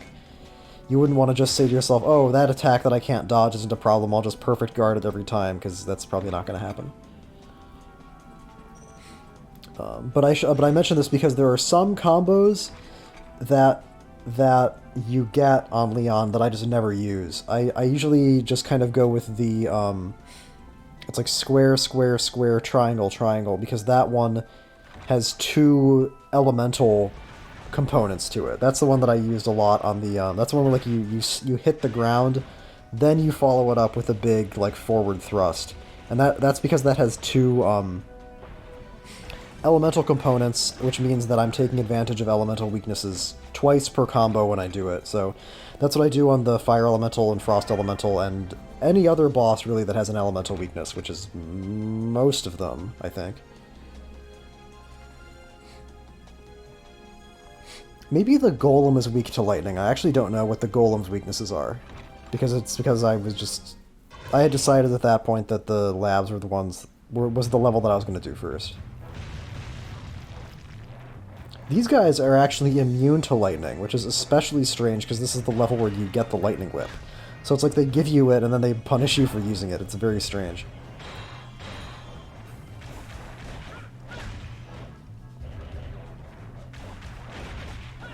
As is tradition in Castlevania games, airborne enemies are problematic. What's missing from Lament of Innocence, as far as I can tell, though, is any kind of consistent option for hitting enemies in the air. Like in classic Castlevania, the axe was the thing that you would use to hit enemies that were above you, but in Lament of Innocence, as far as I can tell, the axe is just like forward throwing multi-hit ranged attack.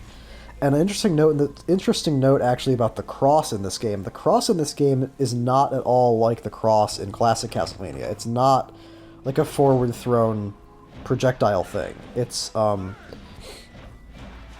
It creates like a rotating shield around you that basically damages enemies that are in really close proximity to you, which seems like pretty fucking bad from my perspective. Maybe there's something I'm not getting, but like a common thing that I say in Castlevania games is that like closing distance is risky, because that's like the whole point of the whip is to be able to do damage while maintaining distance. So like if something is going to incentivize you to close distance, then it better be like really fucking good, because you're automatically putting yourself in a much riskier position.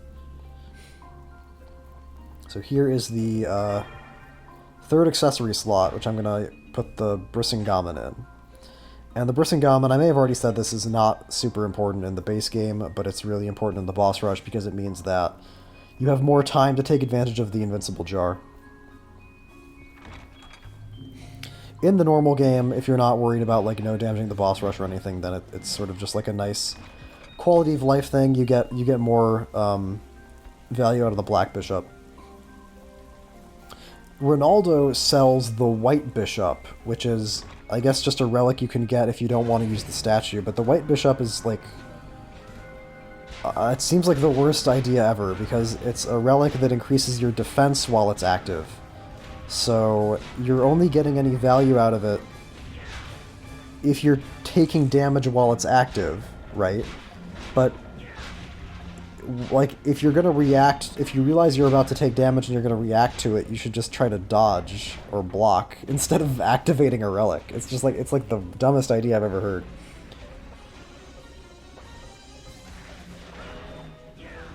But that's presumably why it's available in the shop, because it's not very good. The other relics you really have to go out of your way to get. Like, I'm only gonna end this run with the statue and the Black Bishop, and you could very easily, like if you're going into this game blind, you could very easily just end this game with only the statue that you get from the tutorial. Because all the other relics are pretty far out of the way.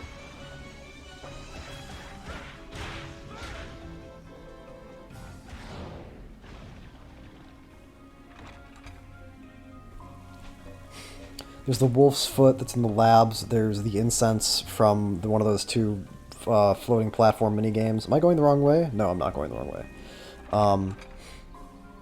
This is why, by the way, the fact that the camera angle is constantly changing and like the map screen just has like one angle that's not like, that doesn't change based off of your position, that's why I printed up copies of the maps and had them on hand. It was to like make sure that I knew where the fuck I was going. What else is there? There's a couple of relics that are random drops. The invincible jar is actually a random drop from an enemy, which is like one of the only reasons, because I was actually not even sure when I started the game, when I started fighting the bosses, I really was not sure if I was going to do a no damage boss rush video. Because, like, when I got to the undead parasite, I was like, how the fuck do you ever consistently no damage this? Like, it just seemed fucking impossible. But then, during the run that I had planned out to be like, this is going to be my boss rush file, where I, like, get everything, where I get the drop near, where I get the aroma earring. During that run, the invincible jar actually dropped. And then, once I, like, realized what I had, because I didn't realize what it was... the fucking PCSX2 system messages are showing up, whatever. Doesn't really matter. A little bit of an immersion breaker, I suppose, but I already say in the description that I'm using an emulator, so it doesn't matter. So when the invincible jar dropped, once I realized that I had that, I was like, oh, okay, now I feel like I have an avenue for much better consistency with all these enemies, which is very, very convenient because I later on had to farm the invincible jar for the pumpkin boss rush footage, which I'll talk about more when I upload the pumpkin run, because that's pretty fucking goofy.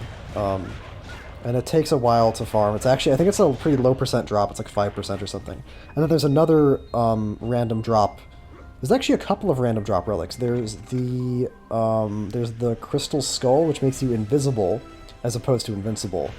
There's a couple of really good random drop accessories too. Those guys with the claws, the lanky guys with the claws that I was fighting earlier, who like come out of the ground. Those guys can drop an accessory called the Assassin Necklace, which gives you the chance to sometimes randomly crit, like in Harmony of Dissonance, which is, I mean, that's cool and everything, and on average that's probably better than a lot of other accessories, but I would still, like, just a general philosophy of mine is that I would always prefer to have consistent upgrades or consistent power-ups as opposed to, like, sometimes this fight will be over faster and sometimes it won't. I want things to be as consistent as possible, so I know exactly what's going on at every step of the experience. For strategic purposes, of course. Like, you know, maybe that's boring to people, but I think randomness is something that needs to be divvied out very carefully, because there's a thin line between randomness creating exciting variability and randomness creating just, like, basic frustration. And that's kind of a philosophical difference I think I have with people who really like Circle of the Moon and even Aria of Sorrow to a certain extent. Like, for me, the fact that you have to farm shit in Aria of Sorrow is annoying. But for a lot of other people, they're like, no, that's what makes it good, because then you have a varied, you vary up your abilities every time. And it's like, well, okay, but some abilities are better than others, so it means that sometimes you just suck. Like, is that fun? I don't know. Anyway, here's the Lightning Elemental. He plays very, very similarly to the Fire Elemental. He's a little bit more complicated because he has more attacks. He has more attacks in general, but he has more attacks that require you to, like, keep your distance and think about your positioning. His Shockwave attack is definitely longer range than the Fire Elemental's Shockwave, and maybe even the Frost Elemental's, although I'm not sure. The Frost Elemental Shockwave is pretty fucking big. Yeah, that's that thing. I remember when I first got to this boss, I got hit by that so often because I kept on underestimating either the range or, like, the amount of time that it remains active, because you really have to, like, wait for the graphic to, like, disappear completely before you can close distance again.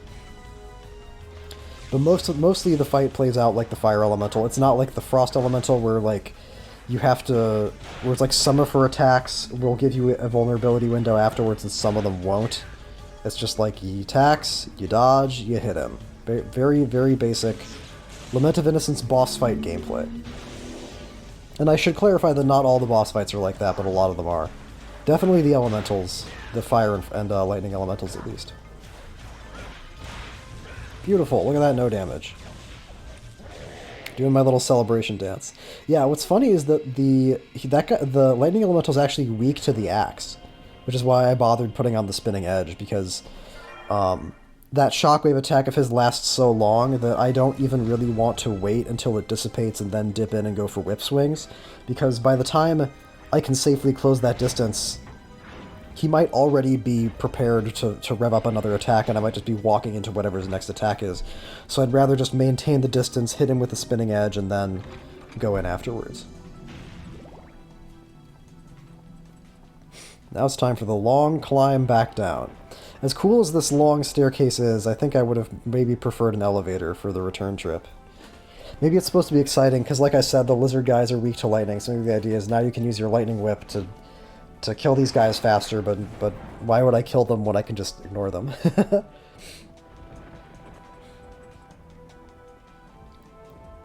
The nature of the combat on Lament of Innocence also has some, if you want to overthink it, has some pretty concerning lore implications, because if you think about, like, how much trouble Simon has, say, going like taking out enemies in Dracula's castle, but here's Leon, like, tearing through fucking dozens of these guys like it's nothing. So either Leon is fucking overpowered, or maybe Dracula got better with summoning stronger minions in his later years. Not that Dracula's in charge of this castle. That's not the fake out, in case you were wondering. You don't get to Walter's throne room and then it turns out Walter is secretly Dracula. That would be a little bit of an unnecessary bait and switch. Something else happens instead.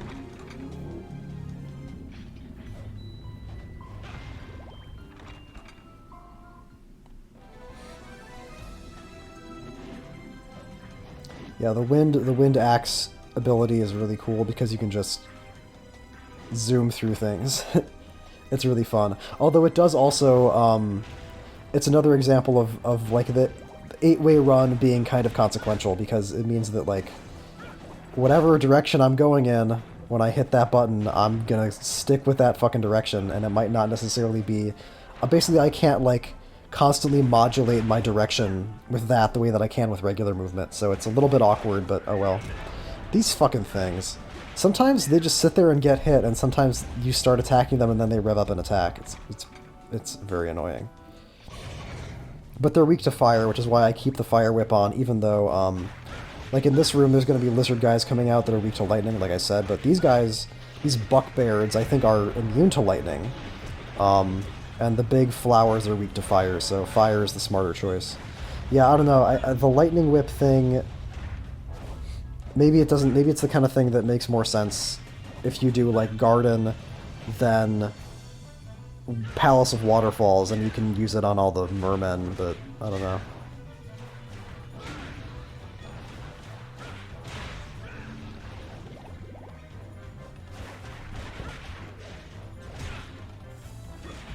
Oh yeah, if you're wondering what those green numbers are, maybe you figured this out. I probably should have mentioned this a while ago, because that's probably gonna be happening. Gonna have been happening for a while. Sorry about the fucked up syntax there. When I take damage, the green number that shows up is how many hearts I'm getting because I have the Bloody Cape on. Which is a concept, an item from Symphony of the Night. Although the Bloody Cape in Symphony of the Night was also a piece of armor that gave you some defense, but here it just converts damage into hearts. And now that I have the Wind Axe sub-weapon spell thing, hearts are now like something that I always want to be using, because I always want to be going faster or like going through enemies. I'm not actually... I assume spamming it... Yeah, spamming it must be faster than just running. Just based off of, like, anecdotal evidence in my head. So now I always want to be doing that. And that's something that I... Once I kind of realized how much time I was spending doing this in my normal runs, like hitting torches and trying to get hearts, I realized that whatever I could do to cut down on that would be nice. Whatever the more time I spend actually playing the game.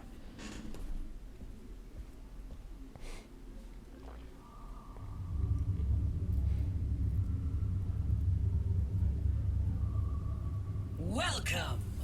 I haven't had any visitors in a while.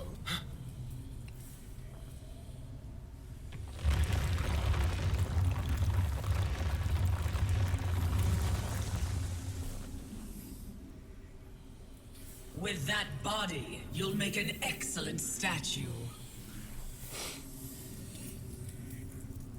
All these female monsters are like really horny for Leon, huh? A wonderful sight, weren't they? Don't worry, you'll be joining them soon enough. Are you the legendary monster that turns people to stone? What do you think? Monster?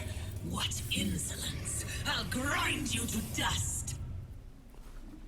So Medusa is an extremely frustrating boss to fight, because she's kind of like the Succubus and the Frost Elemental in that the window that you have to safely attack her is kind of difficult to determine.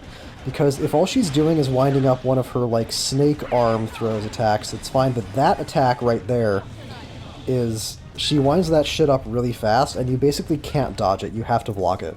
Maybe there's a very specific timing for dodging it that I just never figured out, but it seems like you have to block it pretty much. And here I'm just getting, like, my shit pushed in. Spirit Ripper is really good here, by the way, because she's weak to axe. She's not weak to any elements, but she is weak to the axe, and Spirit Ripper, if I can stay on her, just, like, racks up a ton of damage, which is my strategy here, is basically just to kill her as fast as I can, because she's, like, really she's, like, too unpredictable to fight reliably otherwise. My strategy during the boss rush is slightly different. I use a different axe spell called Axe Tornado, which I don't have at the moment because she drops the orb that gives it to you.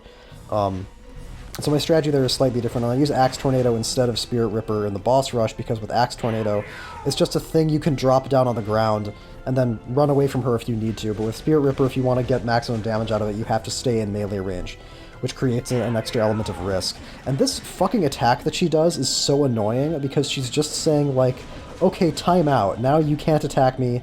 You have to re-establish distance and fuck around with this. And I'm just so sick of this, so then I'm going to start hitting her with this instead.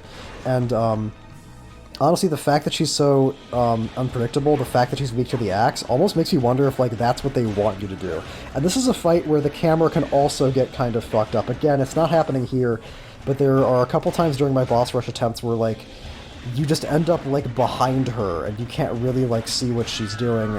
You kind of have to, like, guess based off of, like, audio cues, which is pretty awkward. That whip is...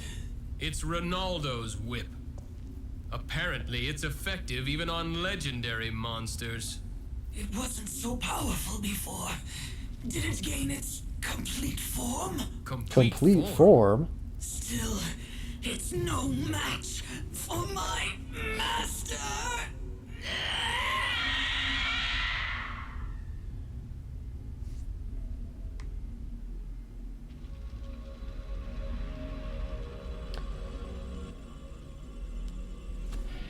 So figuring out like how much damage I could fit in between her attacks was very hard to do for the boss rush, and eventually I just kind of fell back on the safety. It's just like spamming Axe Tornado. You'll see if you watch the boss rush footage what that looks like. So definitely a fight where things can go wrong, because she has a lot of different attacks she can do, especially during phase 2. Ronaldo. I'm glad you're back. What's the matter? You have an odd look on your face. Well, about this whip. Were there problems with it? No, that isn't it. I heard something about it gaining its complete form. Oh, that. That's true. The whip is not yet complete. But it has become more powerful than before. That is because of you. I hate to say it, but it seems it fits you better than me. Is there a way to complete it? It's better for you not to think about that. It's impossible by any normal means. But... do not think about it. There are other things you must take care of right now. All right. That raises an interesting question, actually, because a concept that's consistently espoused, and there's a reason I'm buying that, I'll talk more about that later. Something that's consistently espoused in Castlevania lore, storyline stuff, is that the Belmonts have, like, sacred blood. So presumably, even though this is meant to be the origin point of where the vampire killer came from, I suppose the sanctity of that bloodline must predate that, since he's implying that the only reason that it's getting any stronger than it was when he had it was because it's Mr. Leon Belmont wearing it. Normally I wouldn't have bought those high potions because I don't really expect to be taking that much damage throughout the run, but ultimately that turned out to be a good idea because I kind of shit the bed at the 11th hour, which you'll unfortunately see in the footage eventually. That's not going to be for a little while though.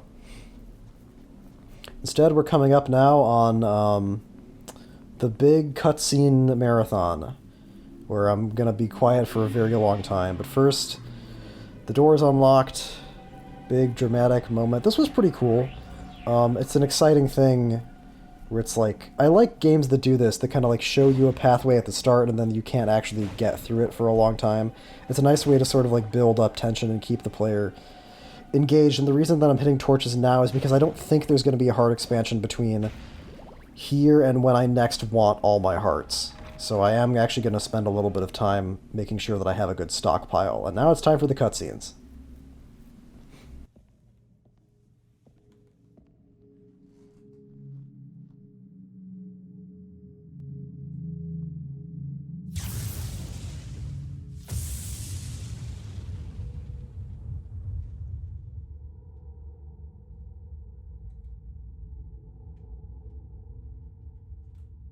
Welcome to my castle. Pleased to meet you. I am the master of the castle, Walter Bernhard. Give back Sarah! Do not rush. Your lady is here. Sarah!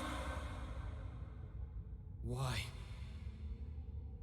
Why won't she answer? It seems the lady is tired. It seems you are too. Rest a while. What?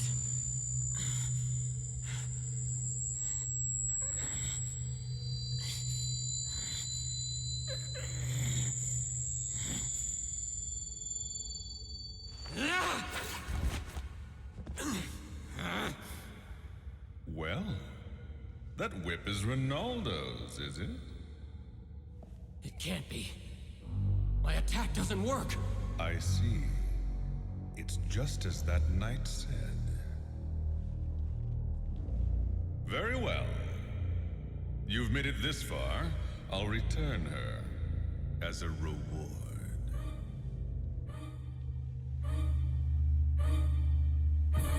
Sarah!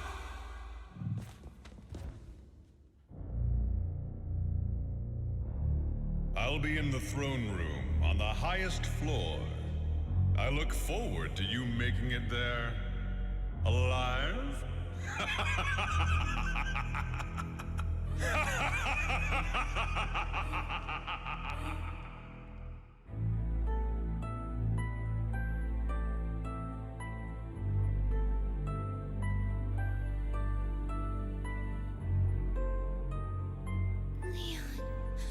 Leon, is that you? You're awake. Thank goodness. A friend is waiting for us. Let's go see him first. Sarah, this way!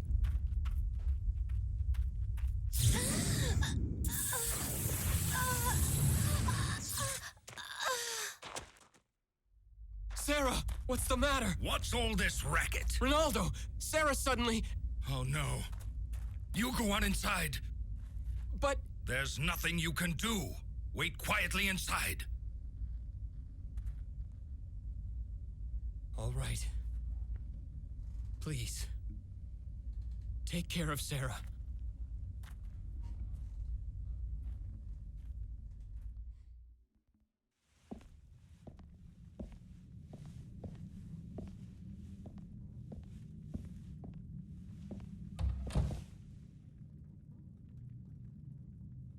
How is Sarah doing?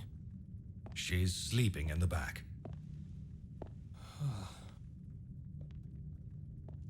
What in the world happened? The barrier around this house. It responded. What are you saying? That's not possible. There's no use hiding it. So I'll tell you plainly. That girl has been tainted by the vampire. You're lying! That can't be! Why would I lie to you? You must accept the truth. Please. Tell me you're lying. She is not a vampire yet, to be precise. She won't even be aware of it. But as time passes, she will gradually lose her humanity. Like my daughter.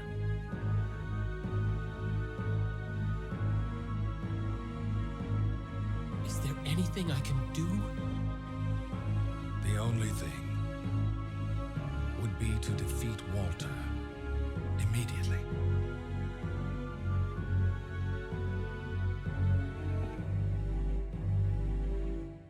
Tell me, is this whip effective against him? Why do you ask? I tried to strike him with it, but it didn't seem to work. It is as I thought then. It didn't even work for you. Isn't there another way? Well, there is, but Tell me, I'll do anything! then let me ask you this.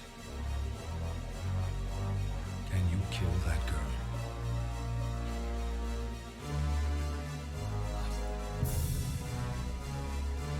What are you saying?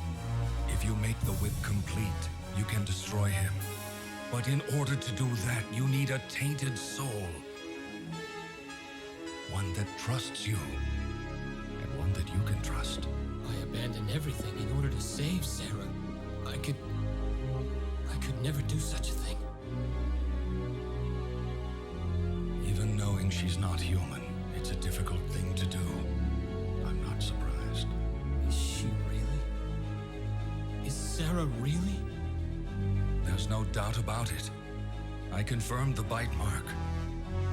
The fact that the barrier responded is proof above all else. Sarah! Did she overhear us just now?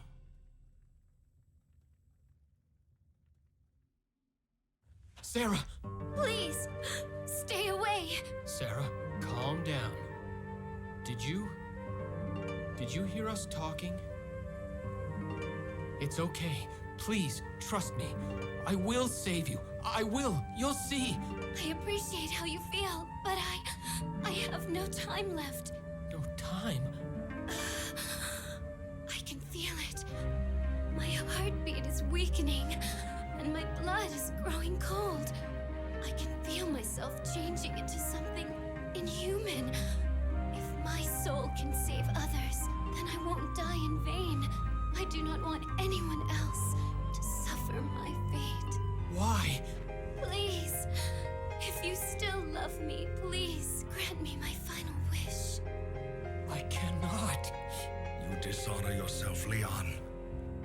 How do you think Sarah feels? I know, Ronaldo. I do know, but...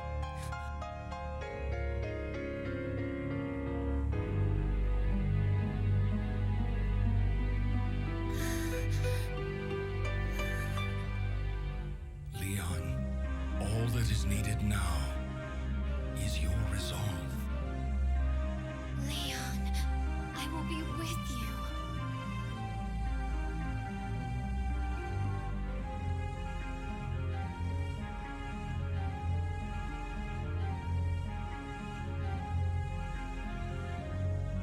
Ronaldo, what must I do? So, you've decided. You must enter into a blood covenant with Sarah's soul. Focus your spirit on Sarah.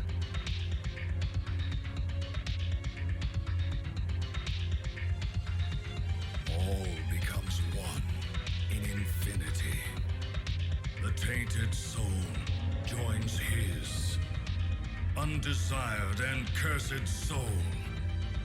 His blood accepts your hatred for the power to slay your kind. Now, use the whip against Sarah. I swear to you, no more will suffer your fate!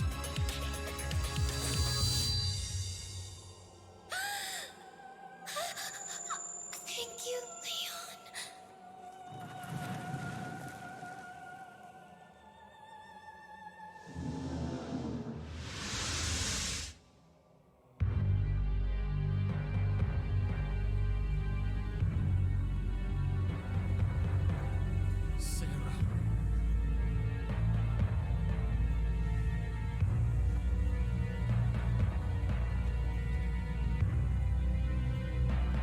Sarah.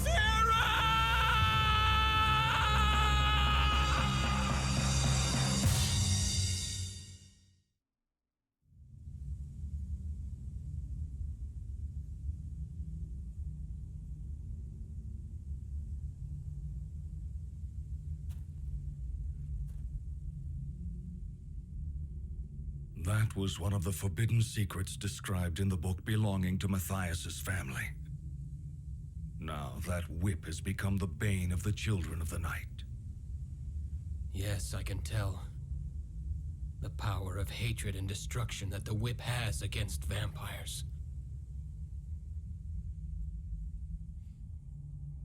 I'm sorry, Leon. It couldn't be helped.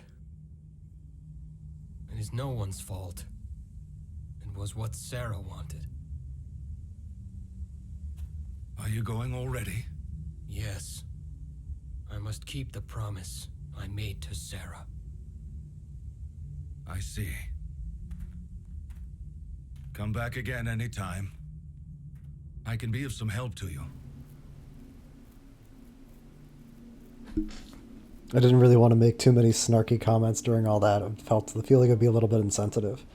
But there is a lot to cover there. That bit where she has the knife held up to her throat is a visual callback to Rondo of Blood, where Annette, Richter's GF, does that to sort of threaten to kill herself before Dracula can vampirize her. And I can't say anything more because we're coming up on a break.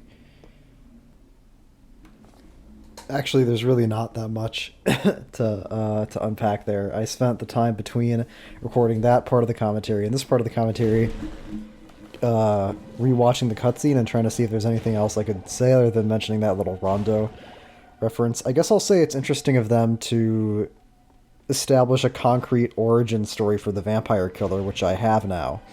The Vampire Killer is... it does more damage than the baseline Alchemy Whip to enemies in general, but if an enemy has an elemental weakness, then the elemental whip will still do more damage than the Vampire Killer will. So there are still going to be times in this run where I swap off of the Vampire Killer, but it's going to make combat with enemies that don't have elemental weaknesses a lot faster and a lot easier. I guess it does kind of raise the question of how powerful is Ronaldo exactly? He seems like he can just like do anything. Anything that he wants to do. Okay, second doppelganger fight. Actually easier than the first one in my opinion, at least in the context of a no damage, because instead of a whip, he just has his fists. And well, he does this too.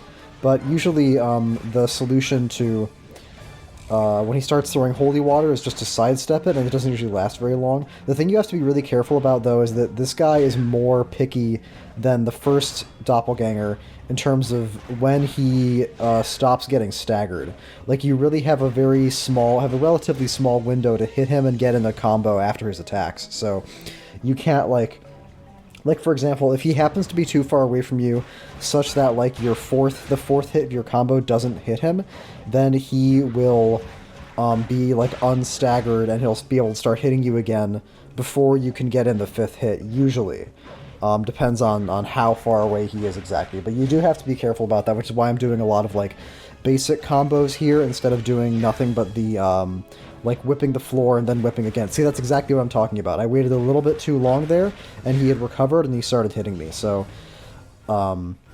still very tricky, but I would also say easier than the first doppelganger in terms of no damaging it and in terms of just the general fight, because his range isn't as far. You can just stay closer to him.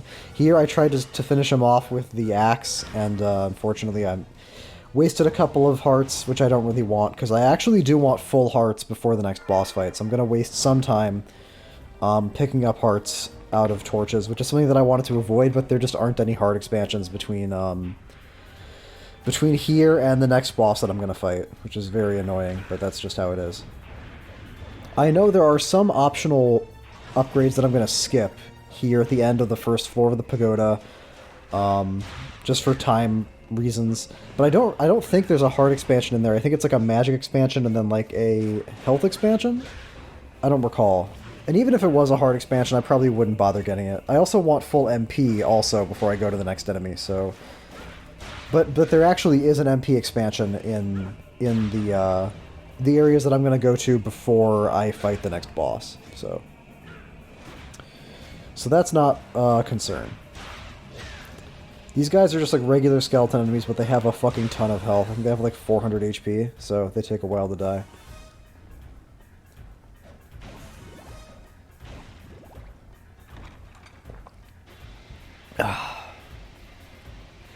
Yeah, this is the main reason why I didn't bother going for the extra upgrades in this floor, because you have to go like through this room again. And actually, the lasers here are not that hard to navigate around in that particular room, but I just didn't want to bother.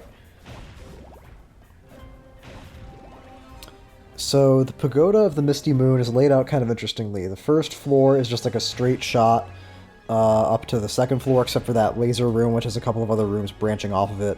And then the second floor has basically two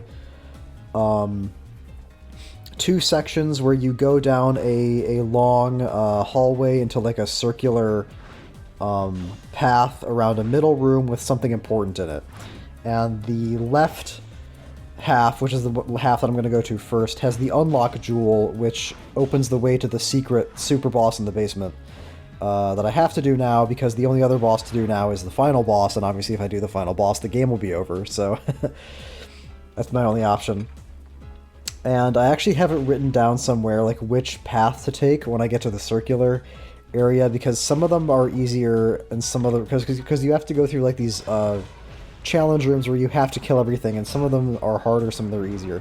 This, by the way, is why Spiral Axe is so good, and why it's just like another reason to do the labs first, because Spiral Axe is probably one of the most useful axe spell abilities in just basic gameplay, because it's really good at dealing with anything anything evasive, and anytime there's just like too many enemies around you, because using Spiral Axe does give you some iframes. As you might have noticed there, like if you're in the middle of the animation, then you can't get knocked out of it. So, just wanted to mention that. Because the thing is that the route that I'm taking through this game, like skipping a lot of upgrades, means that I'm also not... You're also not seeing a lot of the trickier combat sections, so you're not seeing like all of the places where Spiral Axe would necessarily be useful, which is mostly where you're getting like swarmed around by enemies. I think I showed that off a little bit in the Waterfall Palace, because there were a couple of rooms in there. There's like me and a bunch of like fish guys, but anyway, yeah. So this is the left side, so I go to the right, and I actually have now done this so much that I don't remember what I'm avoiding on the left side, but I'm fairly sure there's one of these rooms you get locked in with a bunch of the Death Reapers, which are like the Hunchbacks, but they're bulkier and they do more damage, so they're basically the most obnoxious enemy in the game to actually fight.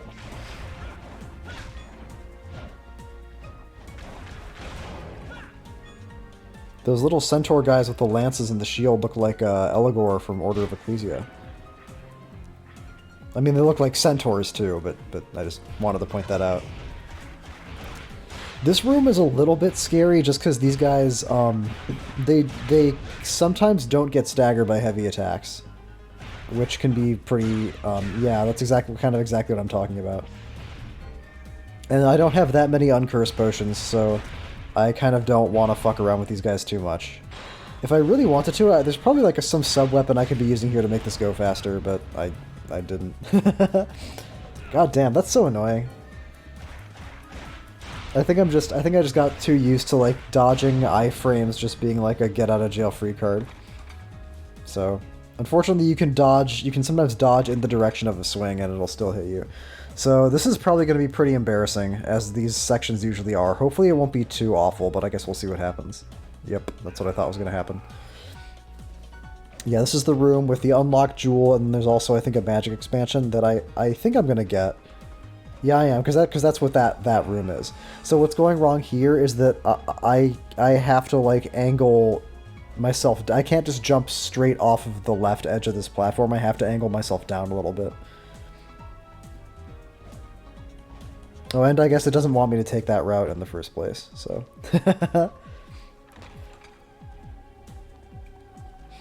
Oh, it's a heart expansion. Or a health expansion, not a magic expansion. Okay, so I actually did want a lot of MP. Alright, that's interesting.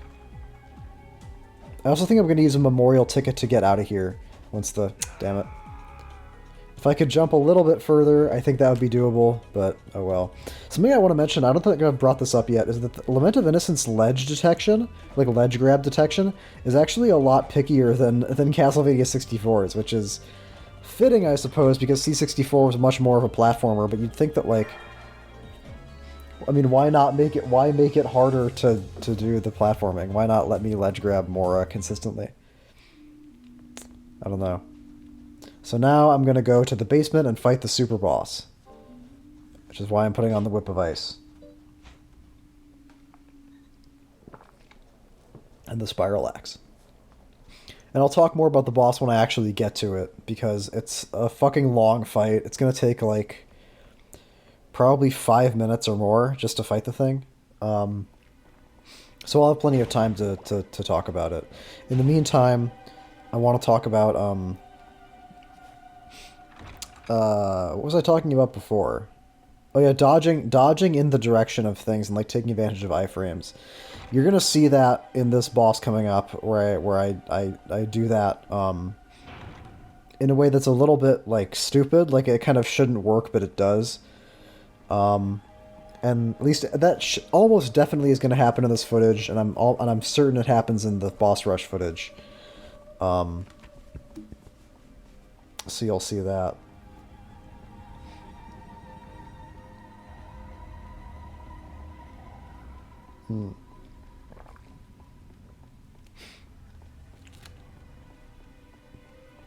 I like the music in the pagoda too. I also like this. I'm always a sucker for like locked doors or like blocked off things towards the beginning of a game that become unlocked in the late game.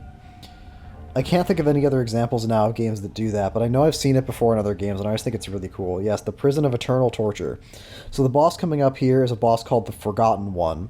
He has 3 phases. He's definitely harder than the actual final 2 bosses, or any other bosses in the game for that matter. And the Forgotten One was the second boss that I made he's the first boss after a save state that I made during my boss rush footage, and that's partially because his first 2 phases, I would say, mostly the first phase, are just it's kind of hard to not take damage at all during phase 1 for reasons you'll see shortly. And also because like killing him during like beating him during phase 1 involves jumping and whipping his like organs there in the middle.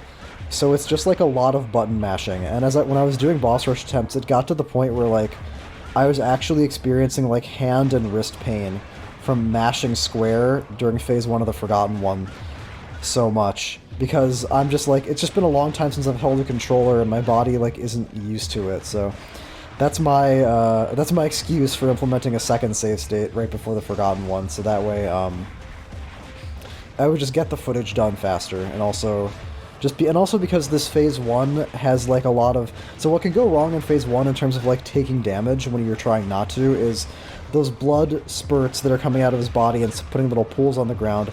Sometimes those can just come out when you're not expecting it, and they can like barely clip you on the way down from a jump. And also sometimes maggots can like jump at you from off screen and kill you, and that's why I'm using Spiral Axes, just to clear out all of the maggots. Which is that's just the best way to deal with it, is to just clear them. Yeah, that's exactly what I'm talking about, where I had to stop there and clear out all the maggots, because if I didn't, then they probably would have hit me on the way down for my next jump, but then standing still, landing in that spot and like standing still for a second meant that the blood pool hit me, so that was just kind of like that's the kind of situation you can get put in with phase 1, where there's no decision you can really make to avoid taking damage, except, I guess, if I had been a little bit more liberal with my usage of Spiral Axe to clear out the maggots. Like, right there, too, I probably should have used it, because, like, just to be on the safe side. Like, anytime, basically, I see a maggot, like, in my general vicinity, I usually Spiral Axe. The only reason I really wouldn't is because I actually do want to save up some of my hearts for phase 3, because I'm going to be using the Wind Axe dash attack a lot in phase 3 in order to just get to safety and then get back again. So that's phase 1.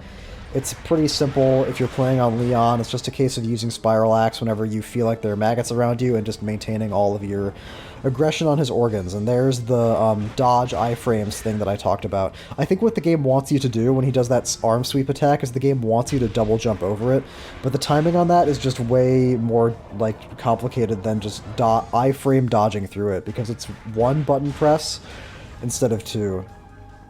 Instead of like managing to get the perfect timing of like you're at the apex of your second jump right when he reaches you. Instead, what I do there is I just learned that if I'm roughly in the center of the platform, then doing like a double dodge to the left, right when I see his upper arm start to like blur, is almost always means I don't get hit by that. And then it's just a case of knowing what the telegraph is for the other 2 like fist slam attacks. So phase 1 of phase 2 is pretty simple, because it's just those 3 attacks over and over again if you stay on this part of the platform. But then once he gets into his second health bar, there's a thing he can do. I don't know if he's going to do it here. I know he does it in the boss rush, where he'll like summon... Yeah, okay, this is it.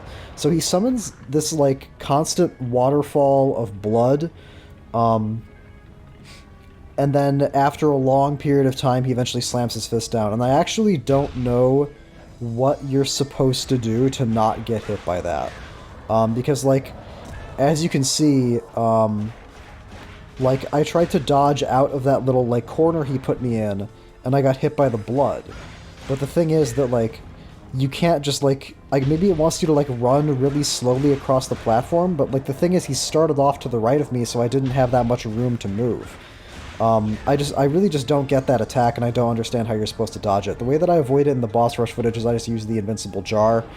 I stand in one spot, and then I learned that he slams his fist down roughly like 10 or 11 seconds after he starts the blood thing.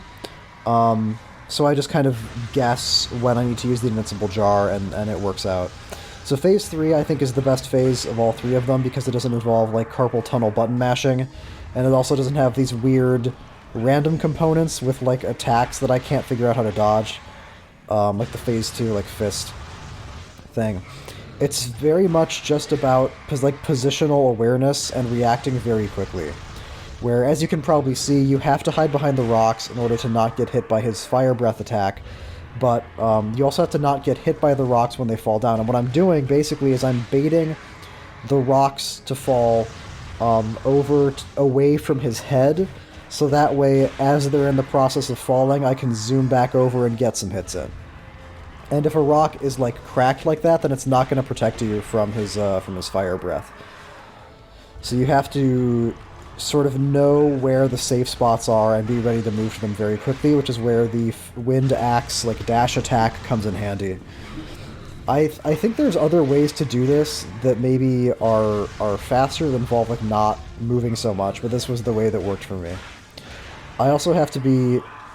And this is actually a little bit risky, because the only rock that I know for sure exists right now is a broken one. Okay, good. Usually it works out so that you can get, like... You'll get safe... safe zones like that will appear, and you can usually just, like, react to them.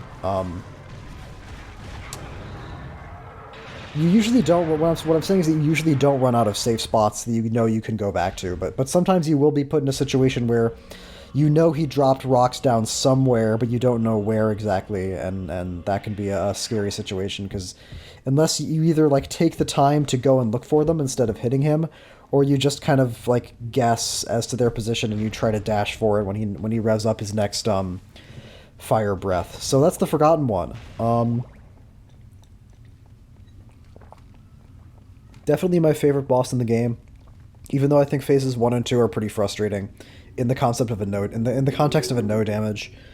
Fun fact: Koji Igarashi, the kind of like the Castlevania guy, post Symphony of the Night, said in an interview that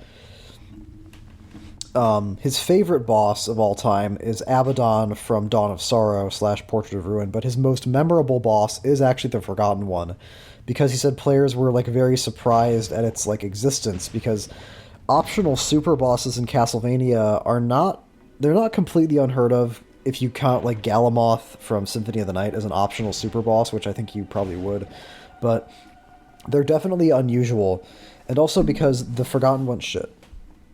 About my microphone, sorry. The Forgotten One apparently is the reason why this game has an M rating in the United States and I guess whatever other regions use that rating system, because it's a giant, like, blood monster. The MPAA is funny. Or not the MPAA. That's motion pictures. That's movies. The American rating boards are very funny because they're not really, like, concerned with violence per se. They don't necessarily hate violence. Mostly what American rating boards hate is, like, blood or anything involving sex. Those are the two things that really, like, make them upset and will make them most likely to give a game an M rating. So there's plenty of violence in Lament of Innocence, but I think the fact that the Forgotten One is literally, like, spewing blood everywhere is probably what made them give it an M rating. The European rating board, or I guess not in the same case. This game was still rated... I forget what they call it over there. It's like 12 and up, even in spite of the Forgotten One. So either the European rating board didn't care as much, or they never got to it. I'm guessing they didn't care as much, because you know how those Euros are. So that was an interesting story. I would say worth the inclusion, because it is definitely, like, one of, like, the highlights of the whole game, I think. Definitely easier on Leon than it is on Joe the Vampire, which I'll, of course, talk about more when I upload that footage. But yeah, I decided that the Forgotten One would be the boss where I make my second save state in the boss rush footage, because he's just really difficult, and because you can... It's mostly because of Phase 1, to be totally honest with you. It's because in Phase 1, sometimes maggots will literally, like, jump at you from off-screen. Like, there's a particular spot where they can be... If a maggot is right behind you, but, like, just barely off the camera, and it, like, winds up a jump, then it actually can, like, hit you before you ever even become aware of its existence. Usually Spiral Axe will mean that won't happen, because Spiral Axe tends to just clear out the platform very thoroughly, but sometimes it doesn't. What I like about the pagoda is that the pagoda is actually one of the places where baseline combat can start to feel pretty dangerous. Like, you'll see that right there. I just took like 60 damage because I was 80 damage for being... Just for, like... I got caught slacking, I guess you could say. 100 damage, 115 damage. I'm getting fucking wrecked by these guys. Well, damn. I knew I got fucked up in this room. I forgot that I got fucked up that badly. See, that's actually a situation where Spiral Axe would have been perfect, but I don't think I wanted to use it because I want a lot of hearts for the last boss fight, because there's actually it's not just one last boss fight, there's 2 last boss fights, and for the first one, I expect to use the Wind Axe dash a little bit. For the second one, I expect to be using it quite a lot, so I don't want to use my hearts too much here. I almost always skip this room, or just try to, like, get out of here before they get to me, because those lizard guys are scary. This is so annoying, man. Okay, good. And then I'm on the right side, so I go to the left. That's what's written down on my notes. It says left side go right side go left, in reference to the pagoda. Because this room is, like, time-consuming, but it's not dangerous at all. And, like, that's fucking annoying. And like I said, like, the pagoda is one of the spots where I might actually be worried about dying. There's something that I'm not sure if I've mentioned this before. Look at that shit. Fucking 2 rosaries? That's exactly what I want to see in a room like this. Because something that I don't think I've actually mentioned yet is that in Lament of Innocence, they kind of did an interesting nerf to items, basically, like healing items, which is that you can't pause the game and then go into a menu and use a healing item. You have to use items from, like, a quick menu you bring up during, like, regular gameplay, which is very interesting because it means that you can't, like, just basically stop the game and heal yourself. You have to heal yourself at a point where at a point of safety, or you just have to risk standing there and taking however much more damage you're going to take in the process of bringing up the quick item and scrolling to the healing item and using it, which is very interesting. And it's actually a change that I approve of, because I always feel like healing items in video games tend to be too good and tend to give you too much of, like, a safety net, or give you too much of a break in terms of managing your health and in terms of maintaining the difficulty. That's why when I did Harmony of Dissonance, one of the things that I did is I didn't just play hard mode, I played hard mode with no healing items, because in Harmony of Dissonance, kind of like Lament of Innocence actually, there's very little to spend your money on besides healing items. I guess there's like a few pieces of armor you could buy. Kind of like Lament of Innocence. Lament of Innocence armor and healing items are basically the only things you have to spend your money on. But I feel like I don't get that much money in Lament of Innocence just, like, playing normally. Or playing, like, quickly, going through the stages in the way that I do pretty fast. Only one, like, visit per stage, etc. So I definitely like that. That guy in the back seems confused. Maybe he was hoping, like he was just gonna, like, hang back and let his friends fight me, and he was hoping that I would just leave the room before the fighting started, but he still wanted to be close enough so it looked like he was chasing me, like maybe like he would have actually fought me if I stayed. That kind of thing. Like, oh no guys, I'm right here with you, I'm just lagging behind a little bit.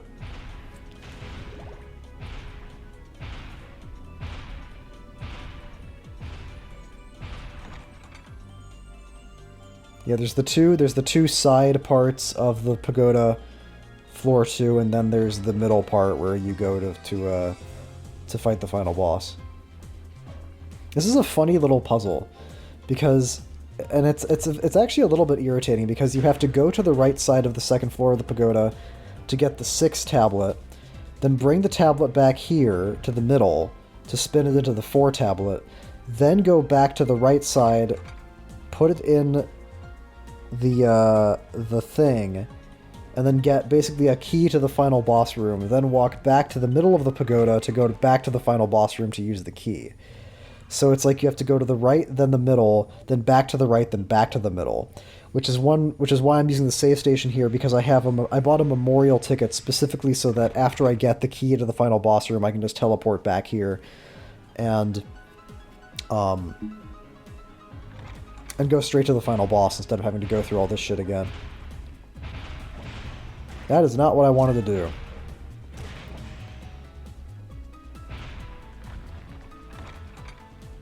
The dive kick, interestingly enough, like the double jump dive kick can actually also work on the Forgotten One to get you around if for some reason you don't have the hearts to like move around that fast. During Phase 3, the reason I don't like it as much is because double jumping is because you don't want to like move until you absolutely have to in the Forgotten One in terms of like the rocks falling down. And double jumping just gets you up in the air and gets you like closer to the falling rocks. So if you're in a position where like you are wailing on his head and you don't want to, and like the area you're going to go to avoid the rocks is going to be like off to the right or the left, you'd want to get in as many hits on him as you possibly can, which would mean you wouldn't want to move until you absolutely have to. Which would mean not until like you see the bits of rubble falling down. So in a situation like that, you wouldn't want to double jump to get away, you just want to dash, because double jumping might mean you get hit by some of the rocks that are starting to come down. But if for some reason you don't want to use the axe on the Forgotten One, the axe might not be the best sub-weapon for the Forgotten One, I don't really know. Like I think I said already, I didn't experiment with the sub-weapons in this game the way that I did with Harmony of Dissonance, just because I had a hard time really believing that anything would be better than the axe. But if I'm wrong about that, then that's another way to get around during Phase 3.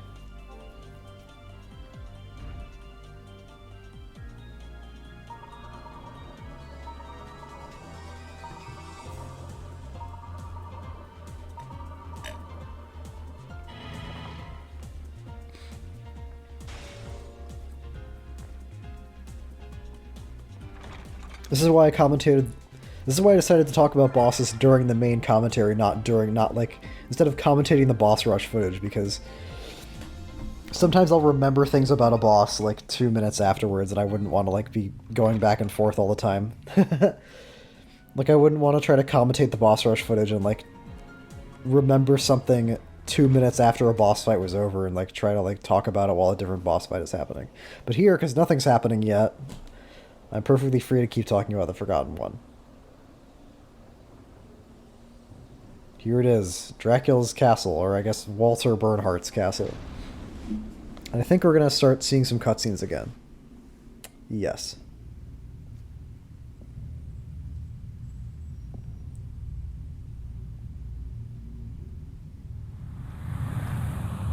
The throne is too small for him. Welcome. I have been waiting, Leon. Walter, I will never forgive you. I see. It seems you have enjoyed the gift that I gave you. Yes. Thanks to that, I now have the power to defeat you. Well, that power is quite something. But I am beloved by the night. You will taste my powers. I'll kill you and the knight! Interesting. Now the curtain rises on this delightful little game.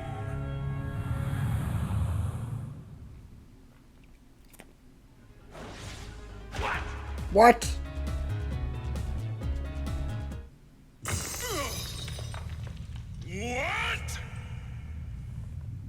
Now, there is nothing nothing left to protect you. I'll fulfill my promise to Sarah now! Not yet. The power of the night is still full. I shall teach you the meaning of true terror. So the Walter fight kind of plays out how like a classic Dracula fight in 3D, where he teleports around, he'll do some attack, and usually the way that it works out is you avoid the attack and then run in and hit him, because there's a pretty generous window to stagger him after his attacks and get in like a full combo. And most of his attacks are not that hard to dodge. Like, you don't have to, like, avoid that fireball attack as it's happening. You can just, like, hang back and wait for him to finish doing it, then run in and hit him, and that's the case for a lot of his attacks. And he's nice enough to give you some MP, which is nice. That attack where he shoots, like, a white thing out that, like, follows you around is actually... If you're maintaining too much distance, that can be hard to dodge, but if you stay off, like, close to him, or if you're, like, behind him or off to the side, then it'll usually start off flying away from you, and it won't, like, maintain its homing properties long enough to get to you. This one's very simple, just don't stand next to him, idiot. And he stands here for a really long time, and this is the only spot during the Walter fight that I'm going to be using any hearts. It's just to close distance after that big shockwave attack to make sure that I can get to him. And this is a funny attack because I'm pretty sure that... Like, I always found that attack really easy to dodge, and I think it's because he's getting confused by my 8-way run. Like, I think my wiggling the control stick back and forth here is causing the fire patches to spawn in, like, these drastically different areas, because my control stick is, like, too sensitive, and it's really, like, misdirecting his aim, quote-unquote. Because the way that attack works is that he's trying to conjure fire patches at a point where he thinks I'm gonna be next, but because I'm, like, stuck on this goofy-ass 8-way run, I'm, like, turning way far away from my intended angle of movement every time I, like, wiggle the control stick around. So I think that's what's happening anyway. And that's an attack he only starts doing once he's down to his second health bar, and that's basically the only attack he'll do if you're close enough to him. If you're too far away, he will sometimes do the other attack where he summons, like, a homing projectile, and I've seen him do the triple fireball attack also during this phase, but typically he'll do the fire patch on the ground attack. I don't quite know what governs his attack patterns.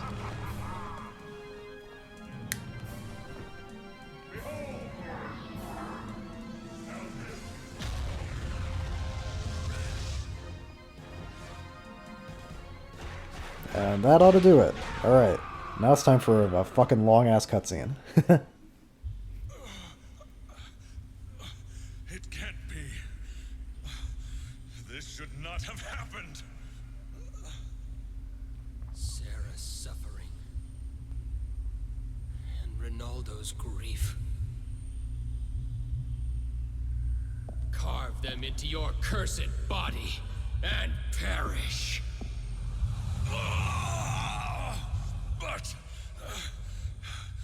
with my powers, I will surely come back to life.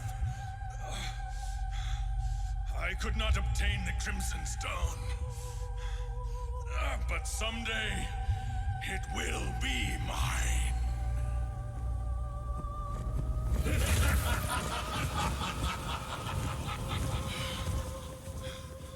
No! You betrayed me! I shall take your soul!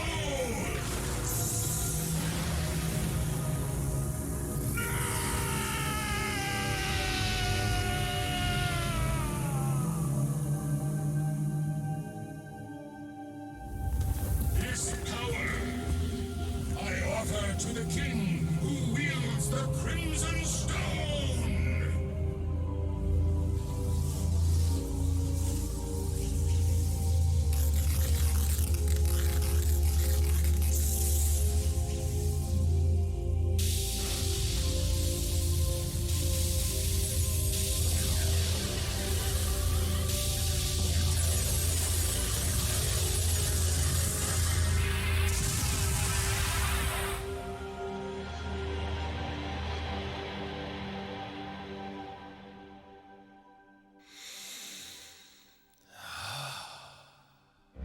Excellent. I never spent a better night. Matthias? You didn't disappoint me, Leon. I knew without a doubt that you would accomplish this. What is the meaning of this? I needed a powerful vampire soul. That is all. Are you saying you used me? Not just you. Your betrothed, Sarah, Ronaldo, and Walter. I used all of you. I never thought it would go so well, though. Is that red stone? The Crimson Stone? Ah, you know it. I'm impressed. I made Walter's soul mine with the power of this stone. I sense a rage from this whip. Matthias, you abandoned humanity? That's right. By becoming a vampire, I obtained eternal life. That was my goal. It was my revenge against God. Revenge against God? We have risked our lives and fought for the sake of God. But God mercilessly stole away the one I loved most. When all I ever wished for was Elizabetha's safety.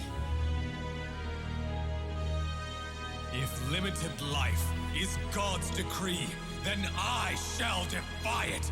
And within that eternity, I shall curse him forevermore. Matthias. Leon, after what you've been through, you should know. Yes, you're right. I do understand. How you feel. I too. Then come with me. I will give you eternity too. You wretched fool. What? Is this what the woman you loved would have wanted? The Matthias I know would not have loved such a woman. Elizabeta was a kind, honorable woman. She was concerned only for me to the very end. That is why I hate him! Am I wrong? Did you not defeat Walter with hatred in your heart too? Yes, I'd be lying if I claimed otherwise. But defeating him... no. Preventing others from suffering the same cursed fate. That was Sarah's dying wish. Granting my beloved's wish. That is all I can do to prove my love to Sarah. Eternity without her would be nothing but emptiness. Leon, I thought that you would understand. Dawn is coming. Farewell, Leon. Death is all yours.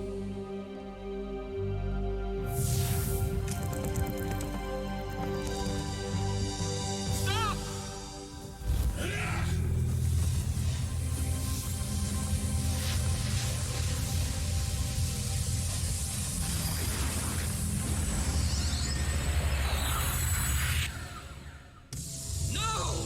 By my master's orders, you'll be destroyed here and now!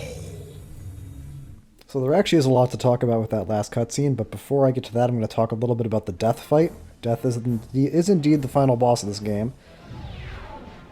So he can do a couple of attacks during his first phase, which is like when he has his first life bar. He can either throw a scythe at you, which is pretty easy to dodge, just double jump over it. And then the second attack, the one that's much trickier, is this one that he just did here, where he does stand there and let you wail on him, but he also summons all of these skulls that will explode or will like start up a timer and then explode once they come in contact with you. And this is where the axe dash really comes in handy, because it means you can stay here and wail on him for a long time, and then like get away from him fast, and then like trigger all of these skulls, and then dash back towards him to get in a few more hits. Because sometimes he will just stand here and he won't teleport away after an attack, and he'll just be ready to take more damage from you. So this is the basic strategy for phase 1, is just deal with the skulls, deal with the minions like that, and then just kind of be ready to be flexible if he ends up doing either of his other 2 attacks. Because those two, both this one you just have to dodge at a right timing, you can't block it. And then this one you just have to gain some distance, double jump, and then you have an opportunity to get off a full combo. If he thinks you're hitting him too much, and he did this at the very start of the fight, if he thinks you're like on him too much, he will swing his scythe at you directly like right in front of him, and you just kind of have to like be ready for him to do that, and be ready to do a double backwards dodge to make sure you don't get hit by that. But usually he doesn't end up doing that. Usually he'll just teleport away, or he'll just like queue up another attack. That's an unusual, it's an unusual situation to be in, but it is something you have to be aware of, that if he thinks you're staying on him too long, he will do that. So now he's in his second phase, and where he starts doing his most dangerous attack. Although he hasn't started doing it yet. It's called Deadly Tempest? There it is. So my strat here is to double jump over both of them. He'll basically aim both of his fire gouts at where you are. So I run away from the first one, then jump and keep my eye on the little like fire halo that's spawning underneath me, and then make sure that I double jump over it. But the thing is that I have to hit the ground quickly enough that I can also double jump over the second fire ring that he summons. And I also need to make sure that I have enough like horizontal space to be able to do this without running out of room and hitting the side of the arena, which is why I'm backing off and like getting into a certain position ahead of time before he starts doing this. And the reason this is so dangerous is because you can get hit multiple times, and as you can see, it does a lot of damage. So, and if memory serves, I think this fight starts going really badly. Like, I think I fuck up real bad towards the end of this phase. It's less of a problem in the boss rush footage, because in the boss rush I have the invincible jar, which means that once he's down to low enough health, I just start exploiting invincibility during Deadly Tempests, and I just wail on him. I also don't know why he keeps fucking doing this attack. This attack is so obnoxious, because you like don't have time to close distance and do any damage to him when he's doing it. You just have to like fucking sit there and wait to dodge.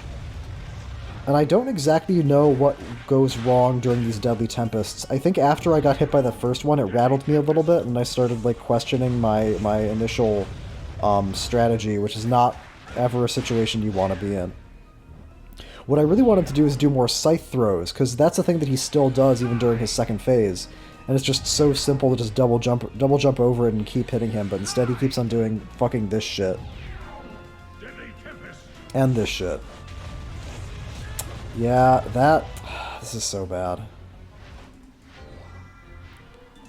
At least he's making me use all my healing items, so I don't feel like I wasted any of them, you know? I'm not really like... He's not doing anything different when I'm fucking up these Deadly Tempests. I'm just not really like playing correctly. The timing on the double jump can be kind of tight in order to like be able to double jump over the first one and then also still have time to jump over the second one, but there's no reason I should be getting hit by these. Okay, thank you for doing that. This is when I'm waiting to use the Black Bishop, is when I absolutely know I can, well, or when I thought I could get in the full 5-hit combo and take maximum advantage of it, because sometimes he can follow up a Deadly Tempest with a second Deadly Tempest like that, which is why I'm a little bit more nervous about staying and like activating the Black Bishop and doing a full combo after Deadly Tempest, but now I guess I'm doing it anyway because I don't really care. But I would rather use Black Bishop and try to get in like a full 5-hit combo after a Scythe throw instead, because that's just generally safer. I also stopped using the Axe Wind dash on this phase because it's just not necessary for any of these attacks. Maybe there's a... No, it's probably not worth it. I'm thinking there might be a way to abuse iframes from maybe one of the sub-weapon usages to not get hit by a Deadly Tempest Shockwave or something, but that sounds a little bit risky. I have the power to destroy all all related to the vampires. Though you have divine powers, you are no exception. Unfortunately for you, as long as my master survives, I will rise from the dead. I see. Give him this message. You have become a cursed being, and I will never forgive you. This whip and my kinsmen will destroy you someday. From this day on, the Belmont clan will hunt the night!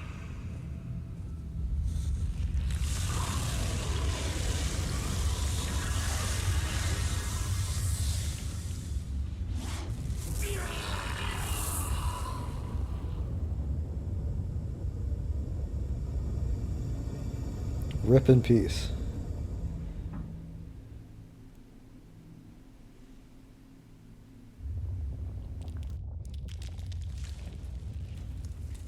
Classic castle collapsing. So I guess this must mean that when Dracula built his castle, like 400 years later, he must have stolen some of the design elements from Walter's. I guess he remembered this shit, like the stairway leading up to the throne room. Anyway, now I think I'm going to take some time to talk about that last cutscene, and about sort of like the strange nature of Lament of Innocence's identity and its place in the timeline, where... So originally, like prior to this... Oh, the cutscene's not over yet.